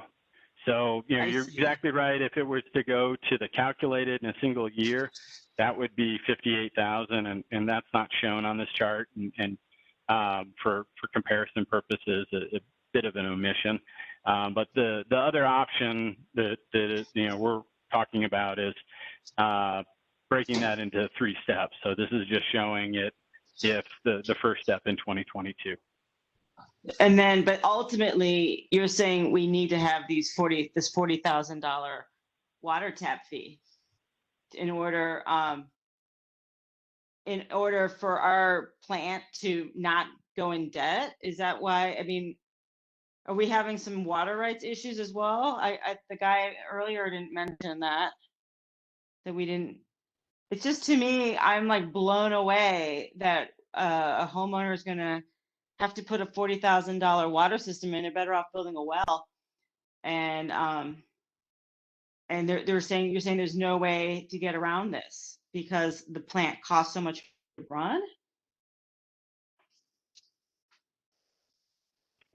And this is our calculated amount is the value of the facilities, and certainly water rights and that future improvement that's included is in the 10th year, as Hannah had indicated, is been identified in this initial phase as a future project to secure additional water rights to serve growth as the town continues to grow. Up until then and preceding then, there is sufficient water rights, as I understand it, to serve new development, at least it's anticipated over this period of time. And so as we look and we calculate a maximum fee, and that was one of our charges was to evaluate that. That's where we're coming back and saying we can support a fee of $40,000 in 2022. And certainly one of the options, because in the case of water, just focusing in on that, that would be an increase or an adjustment over the existing fee. So one option is to phase that in. In this case, we're proposing a 3-year phase in. And this initial step is compared, as Hannah had indicated, the other communities may be taking action and looking at their plant investment fees in future years, whether that's out in 22 or changing those, or in 23 or 24. And so we're looking at everybody's fees today. And in this case, if we phase in an adjustment over a 3-year period, this is what it would be. But there's certainly no requirement that the calculated or maximum fee be what is implemented. And that's certainly one of the considerations that we're evaluating today is, we can maintain the fees as they are, slight adjustment for inflation, but in order to fund and meet the criteria we had discussed a bit earlier, then our other option is to increase user charges at a higher amount than what it would be if we're adjusting or increasing plant investment fees. And so that's certainly one of the items that why we're talking about this today and presenting a few different options. I'm just trying to understand, it's either this or raise the price per gallon rate for everybody. Yes, in order to fund the requirements and the capital improvements that have been prioritized and identified by the town and through the MIP and that evaluation. Wow. And what would is it possible to do like a 10-year increase to reach that goal, so that it's less abrupt and maybe the other towns have it catch up to us so we don't look so bad? It's certainly possible, and there's no requirement to adjust or increase the fees as has been calculated. But as you know, the flip side is that it's a zero-sum game, and our other revenue stream is user charges, again, to be able to meet these requirements and fund the facilities while paying debt service and funding our overall annual expenses. And to be clear, this is the amount we need to charge for PIF fees if we do everything in our MIP on the schedule that we'd set and talked about, and all of those projects are funded through cash and debt only. So this is kind of like the worst possible scenario for what these fees would have to be. And if we, if Chris continues to be very successful in getting, usually roughly half the cost of a project on a grant, say, then that would reduce what we would have to charge on these PIF fees. Because these PIF fees are things we won't actually be changing until we do the project. Is that right? Sorry, there's a lot of background noise, I know. I just want to make sure, can you repeat the question? So what I'm saying is this is kind of the worst, these numbers would be the worst possible scenario if we do everything on the MIP on full debt service, full loans. But if we get grants for some of it, we get maybe a 0% loan for some of it. We choose maybe not to do one of the $1 million projects. We're not stuck with these fees. These we get to set each year based on what we need to meet, right? Like we're not locking in this fee growth without doing the projects. Well, and I guess there's a couple components to this. The plant investment fees are not necessarily looked at annually from the standpoint that we don't calculate what they're going to be on an annual basis. It's a bigger picture, kind of a longer term evaluation, whether it's based on aggregate future facilities or expansions of future plants, or in this case, a lot of it's based on infrastructure that's in the ground today. And that water rights project that's out in the future. And certainly if, grant funding is made available, that is an additional funding stream that frees up, whether it's rate pressure or potential future adjustments in plant investment fee. But I just wanted to be clear that while the board may evaluate and set this annually, this plant investment fee, it's not just necessarily based on here's the capital project for this year. This is the plant investment fee. It's a kind of longer range or a larger evaluation of these fees or determining that amount. Based on value of the infrastructure. You got it. And just adding one more point to that question, you mentioned that these were that the mechanism of funding is debt, and there's a mix of debt and cash for water. So we did try and balance the amount that will be cash funded and debt funded in order to benefit both people who will end up paying a plant investment fee, so new development, as well as current ratepayers. So these fees are intended to both provide the cash, which is at 5.1 million. I'm on page 12, looking at that chart of the slideshow, and it's also intended to service the debt. Correct? How I see that this chart has us on page 12 there. It has us taking out a significant amount of debt in 2030, but this rate study only goes through 2030. So I'm just wondering, like, how much of this debt does this fee structure service?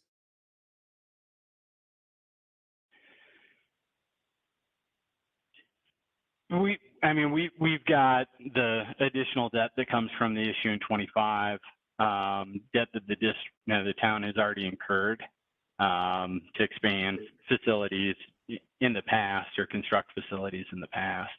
And so, it's an element of the financial plan.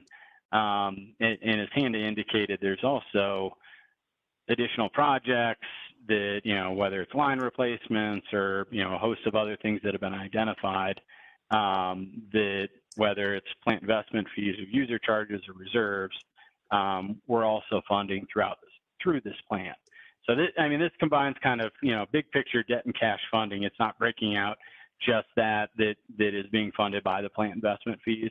It includes the entire water fund and the funding sources of capital over the 10-year period. So these fees would then include essentially servicing debt that we've already taken on, is what you're saying there. Yes, an element. In addition to, and we look forward as well. We're looking at, going back, we don't need to go back to the slide, but funding all the requirements annually, and those include O&M, and then the two items that are being highlighted here, capital and both historic debt service obligations and future debt to be required. Now, certainly, as we looked at other capital funding sources, without issuing the debt, that places quite a bit more pressure in the near term on user charges. Not really plant investment fees, but it's really user charges that the pressure is placed on because of it's our revenue stream, of our primary revenue stream, and it's our revenue stream of last resort. These plant investment fees are only assessed to new development. So if there's no growth, or there's a handful of taps one year and more in a subsequent year, that's where that revenue comes from, is the new customer. So again, you kind of getting into the additional topic of rate structures, and getting a little out of ourselves in one element, but these two funding streams kind of work together. And again, there's no requirement to have plant investment fees. Certainly, many communities do. There's often a driver that, a philosophy that growth should pay its own way.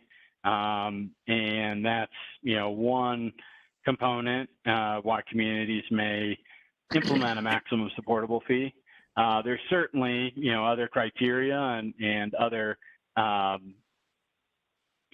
objectives to weigh in terms of whether growth should pay for itself or, other criteria of potential impact to the, price of the home or the cost of the home, or, does it get passed along to the home buyer?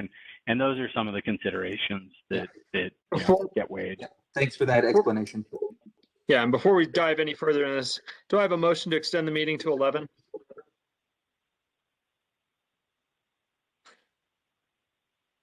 I'll motion, but somebody's got to second it. Fine. We have a motion and a second. Miranda, would you please call the vote? Mayor Larson, Yes. Trustee Taylor, Yes. Trustee Apt, Yep. Trustee Danforth, Yes. Trustee Corvallin, Yes. Trustee Coombs Ismail. Yes. Mayor Larson, did you want to mention about those last two items that we will not get to them tonight? Just in case anyone's staying on the meeting, hoping to participate in those two items. Right. Yeah, for anyone who was here for the hoping for the rights of nature discussion or the electrical code discussion after that, obviously we're probably not going to get to either of those tonight. We've already reached out to the presenters, and we will reschedule those for a future meeting. I would like, I know that, I think the PIFs are certainly one of the big topics of discussion, but I'd like to, if we could jump and actually look at the rate structure part, and then maybe circle back for more of a discussion so we can get the presentation done here before diving into a further discussion, since these two things do work together. Sounds good. All right. Thank you, guys. Hannah? All right, so diving back into the rate structures for water and sewer, as we discussed a little bit before, the water volume, well, and we'll start with water. The water volume rate structure options, there's a continuum. There are many different options that we can go into, and they all serve different purposes. So as we were looking at what types of rate structures we wanted to review, we were looking at what types of objectives we wanted to help the town achieve. And which ones would help those, which rate structures would help us achieve those objectives. So as we're looking at the current rate structure, we see for water and for sewer, non-residential and residential accounts both have a separate monthly charge. There is a flat usage fee for all classes for both water and sewer, so that's where we're starting from. And what we heard in previous meetings, as well as from conversations with Chris and Karen, is a lot about how the town has Nederland is obviously a very special town. There are a lot of things that you all consider when you're doing things like designing water rates that speak to who you are as a town. Those things, things that rise to the top are equity, fairness, environmental concerns. So we looked at those as we were trying to review water rate alternatives. And we came back with 3 alternatives. The first is 100% volumetric. So this means that all the charges would be incurred from usage. There's no base charge for any customers. Alternative 2 includes a base charge and tiered volume rate for residential customers. Non-residential customers would still see that uniform volume rate. So no matter how much they use, they're still being charged the set rate per unit. And alternative 3 includes a base charge and uniform volume for all customers. So we'll get into each of those in turn. All right, and actually instead of in turn, we'll show you them all at once. So here we have existing 2021 rates in that first column, an alternative 1, 2, and 3 in those last 3 columns. And as you can see, alternative 1 has all the charges are in the usage rates. And I'm going to kind of point you into the lower 5 rows there. So residential water use, block 1, 2, and 3.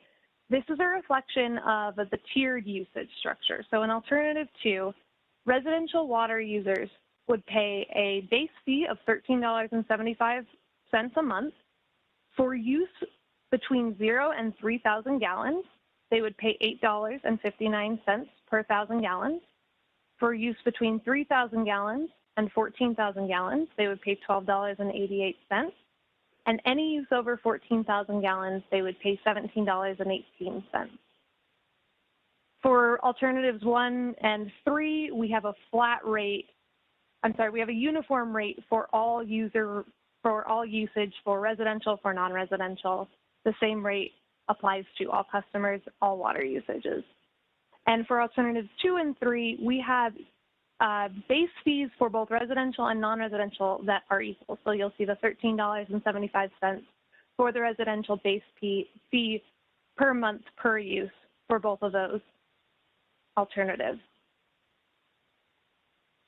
And you might be asking, what does that actually look like on a residential bill? And this slide differs a little bit from your packet. I think the current rate, we've updated a couple of numbers there. But these are how those rates look for residential 3/4-inch customers with 1 user who are using a variety of different water usages. So we've modeled what somebody using 0, no usage, no volume usage, somebody who's using 2,000 gallons a month, 5,000 gallons a month, and 15,000 gallons a month. So as you can see in alternative 1, this is where your water usage will really become apparent on your bill. So if you're not using any water, you won't have to pay anything. However, if you're using 15,000 gallons of water a month, this is where we see the highest bill per month. Alternative 2, again, this is that tiered rate for residential customers.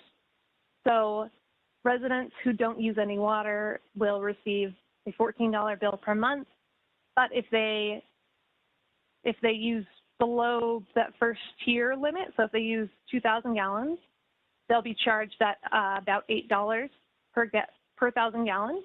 And ultimately, the users who are using about 2,000 gallons a month will pay similar to what they're paying now.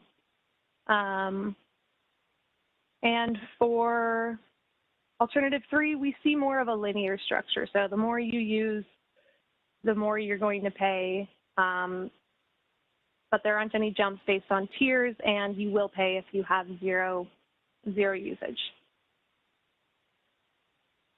And for our commercial customers, this is again a commercial 3/4-inch customer with 1 user on their account, and this is a monthly bill. We modeled 10,000, 20,000, and 50,000 gallons per month. And this is a reflection that commercial customers tend to have higher usage profiles. We didn't model anybody who's not using 0, who's using no water. And we see kind of similar things here. So for alternative 1, where we have we're recovering all of our revenue through volumetric fees, the person who is using the most water or the business who is using the most water is going to have the highest bill there. Alternatives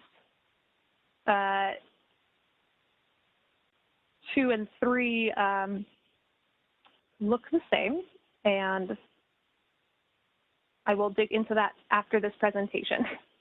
But the alternatives 1 and 2, these should be good.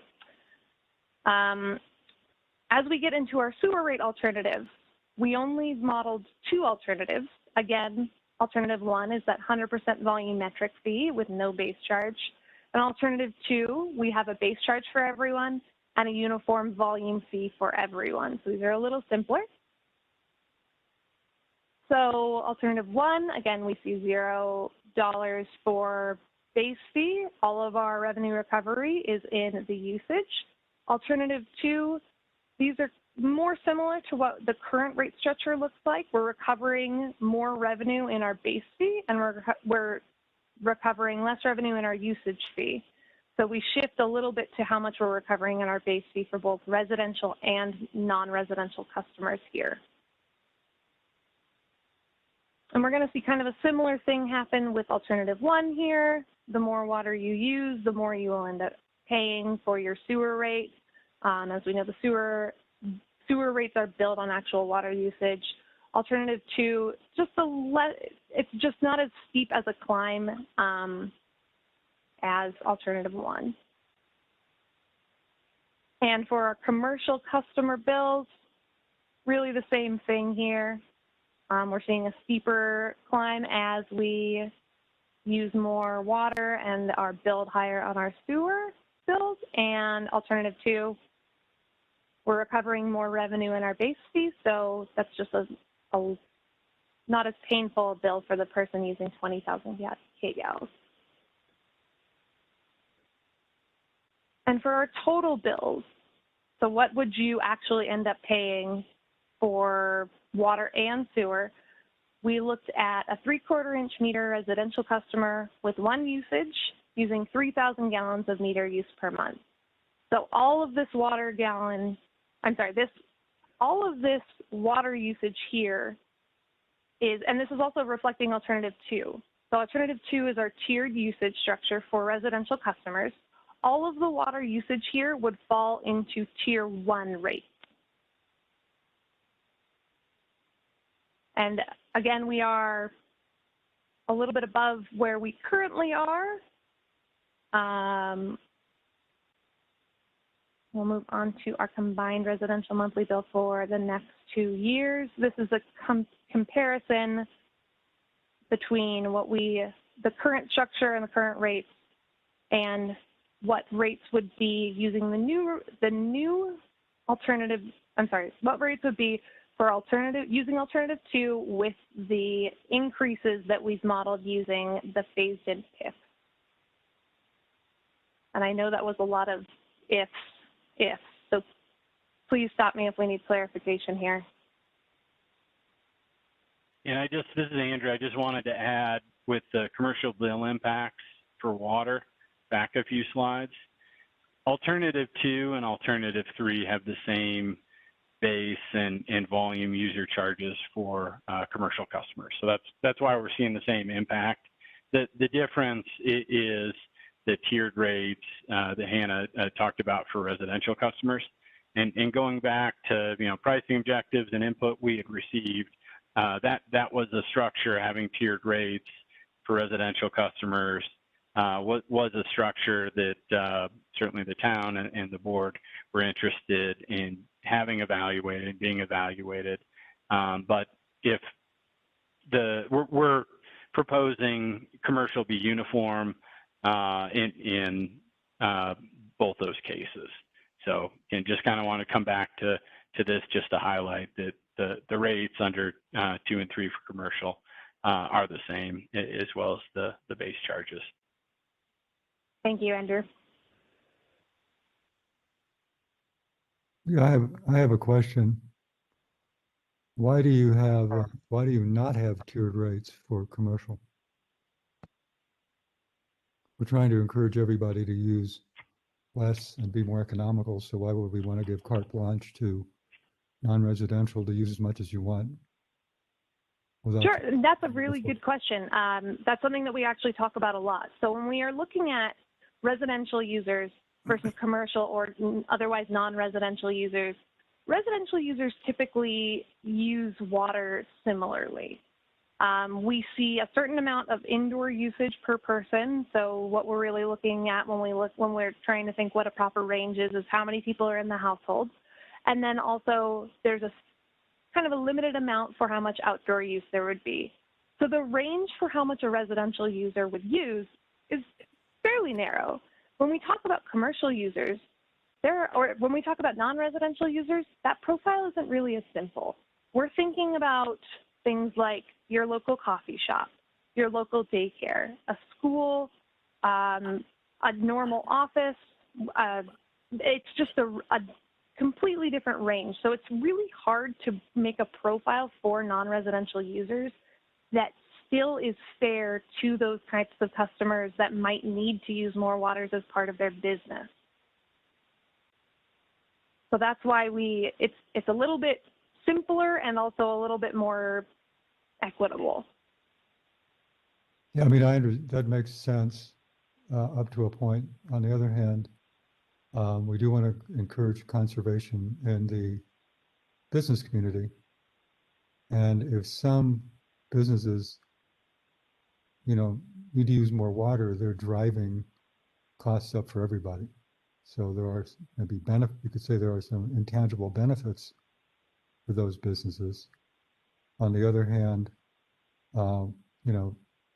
it's costing everybody in the community more to provide those resources to them for less than residential customers. So I think it's something as a board we're going to have to think about, rather than just saying, yeah, fine, okay, so if you're a business and you need to use more water, fine, use as much as you want, and you won't pay any more, but we're going to charge residential customers more. So I don't think that's equitable. Or, or I don't think it's prudent economically either. That's my opinion. Thank you. Yeah, absolutely. And another point on that is when we're talking about tiered rate structures, when we're talking about our top tier, we don't call it this, but we tend to think that the top tier is people who are wasting water. So people who are, watering their lawns too much or not using water wisely. And it's harder to gauge where the water waste would come in with the business. So while they may be using more water because that's what their business requires, it's really hard to say when they are using an excess amount of water. But your point about just more water use is also very well taken.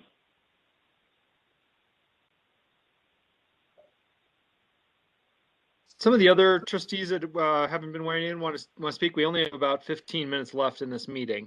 So obviously this is a discussion item and we're going to be revisiting it. But love to hear some other comments and thoughts. Yeah, I did have a question. I had a question. I'm just looking at the water rate alternatives chart on page 28 of this, which shows it's showing something that is confusing me a bit in terms of these blocks. So there's this page and the page right after it, right? So 28 and 29. So I'm just comparing the two.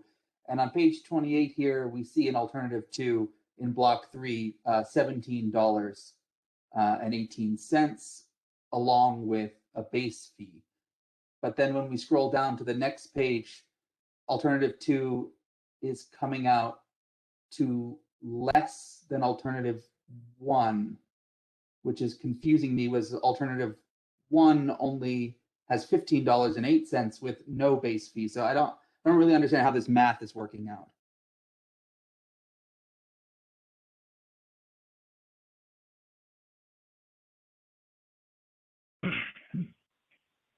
And I guess, in looking at,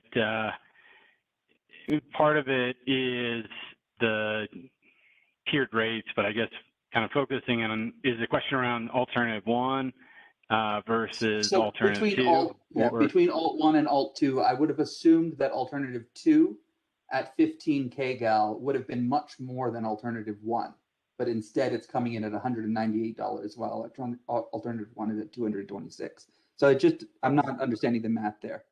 I think it's because that middle block of 10 kilogallons are charged less in alternative 2 than they are in alternative 1.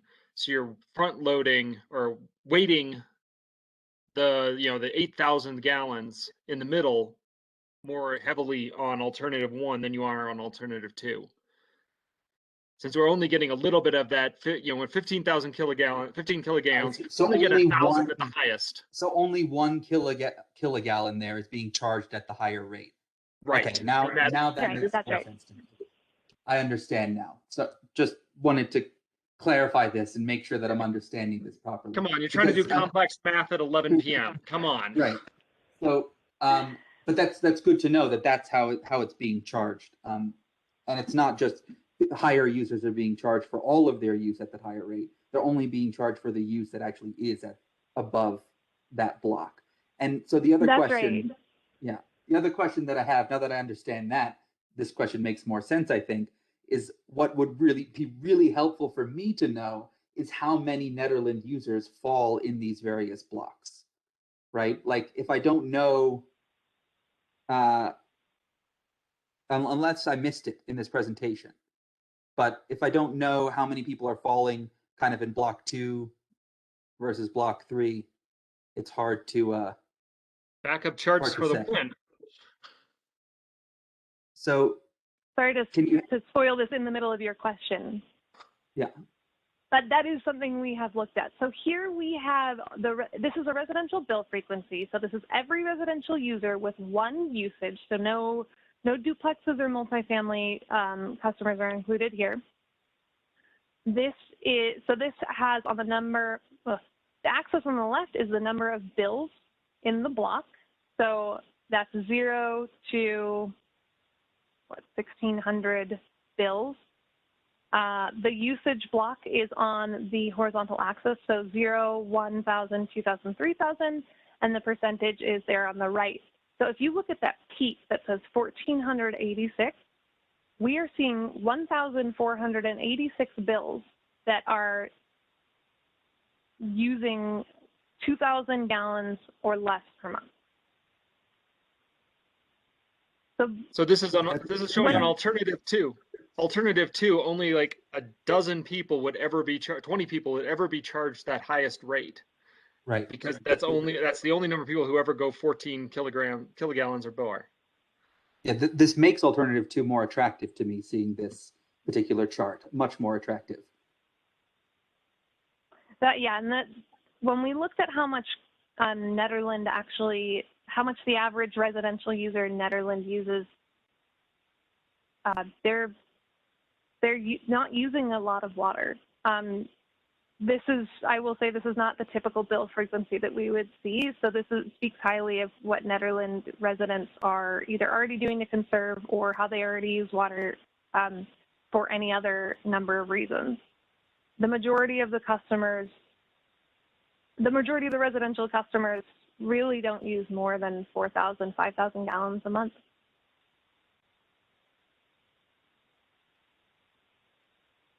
And then my last question is just that looking at the customer bills, they seem to be the lowest in alternative 3.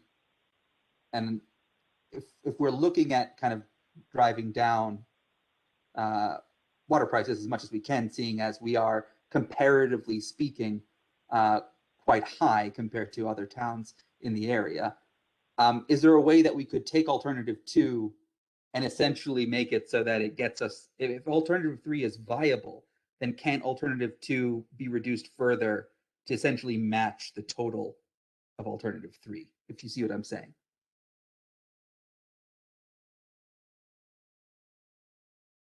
Let me think that one through. Andrew, if you have an answer ready, please jump in. So I think what you'd be looking for, Eric, is something like changing block, for example, changing block 2 to go from 3 kilogallons to 8 kilogallons. And then above 8 kilogallons, somebody else is being charged different. So adjusting some of the boundaries so it drives down the cost for everyone while maintaining the conservation aspects of alternative 2, where if you're one of the heavier users, then you're being charged more. Is that what you're saying?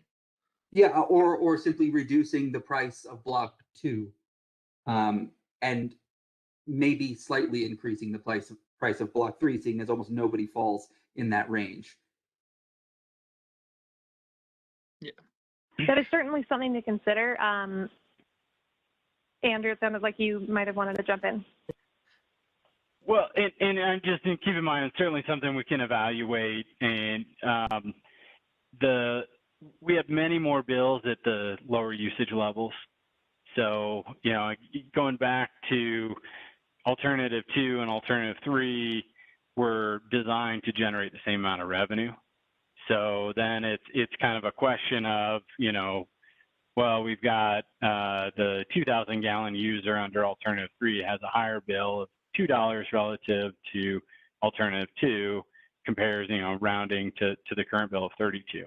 There's many more of those users monthly and throughout the year than the trade-offs that we're seeing, say, at the 5,000 or even 10,000 level. So certainly we can look at that, and sometimes when we look at those rate design alternatives, maybe we find kind of a break point or kind of a sweet spot that has a similar bill impact.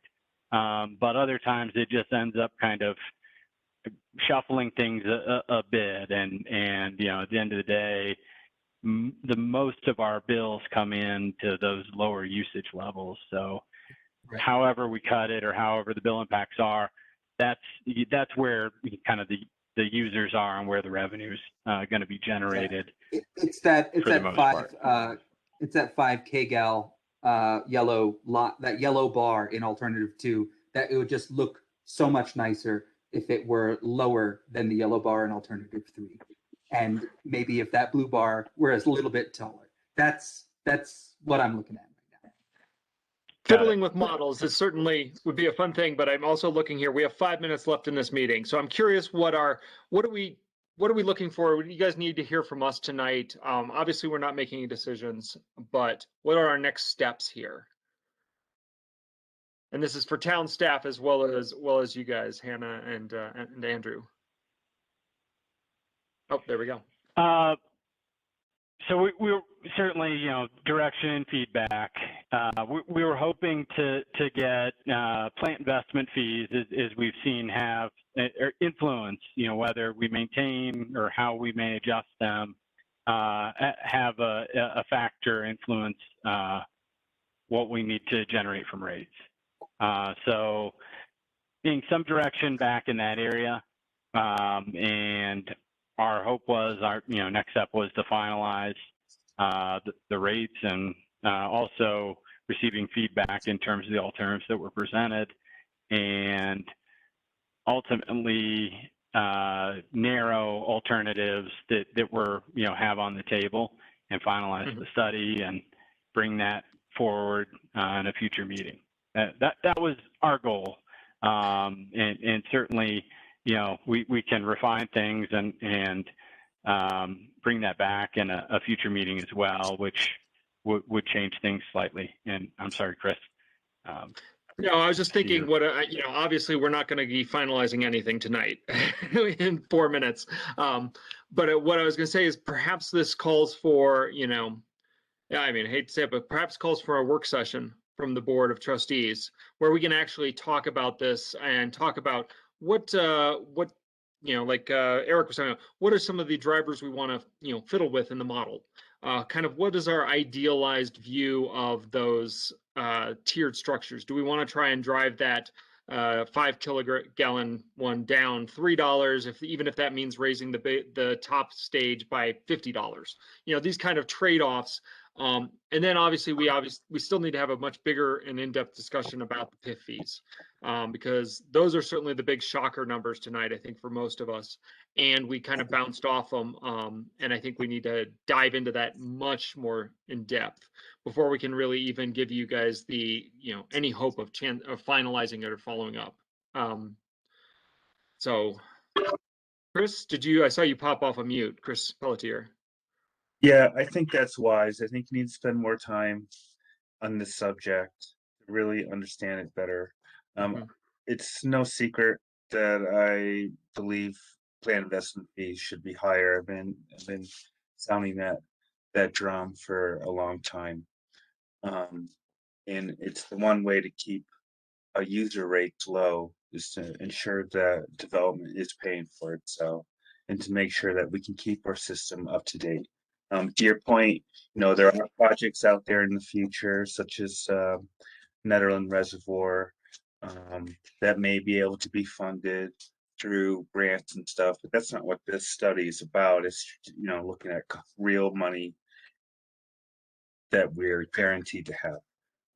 But I think it's it's worth considering that we'll probably get funding in the future. But I don't think we should skimp on moving PIFs in a higher direction. All right. That's my. Okay. Well, let's we'll probably do a poll here, a doodle poll or something of the town board to see about a work session. We've got 1 minute left here, to see if that works at the next meeting or even or maybe the one after that, but we'll coordinate with town staff, and town staff, I'm sure, will coordinate with you guys, Andrew and Hannah, to ensure that we keep on target, on schedule, and on a timeline here to get this finished on, when it needs to be finished. But whereas we still have our chance to have a discussion and really kind of wrap our heads around what these alternatives are and what it means for current users versus new development users. But I want to thank you guys for sitting with us for 3+ hours, 4 hours tonight. Definitely give us a lot to chew on and think about, and a great presentation. I move that we Thank you for your adjourn. time. We have a motion to adjourn right at 11 o'clock. Second. I'll second. Multiple seconds. Miranda. Mayor Larson, Yes. Trustee Danforth, Yes. Trustee Apt, Yes. Trustee Coombs Ismail, Yes. Trustee Corvallin, Yeah. Trustee Taylor. Yes. Meeting is adjourned. Thank you, guys. Thank all of you. Again, Andrew, Hannah, thanks for sticking with us all night, and the members of the public that have stuck with us this long. And hope everyone has a wonderful rest of your evening. Thank you, Mayor. Thank you. Thank you. Thank you. Good night, all.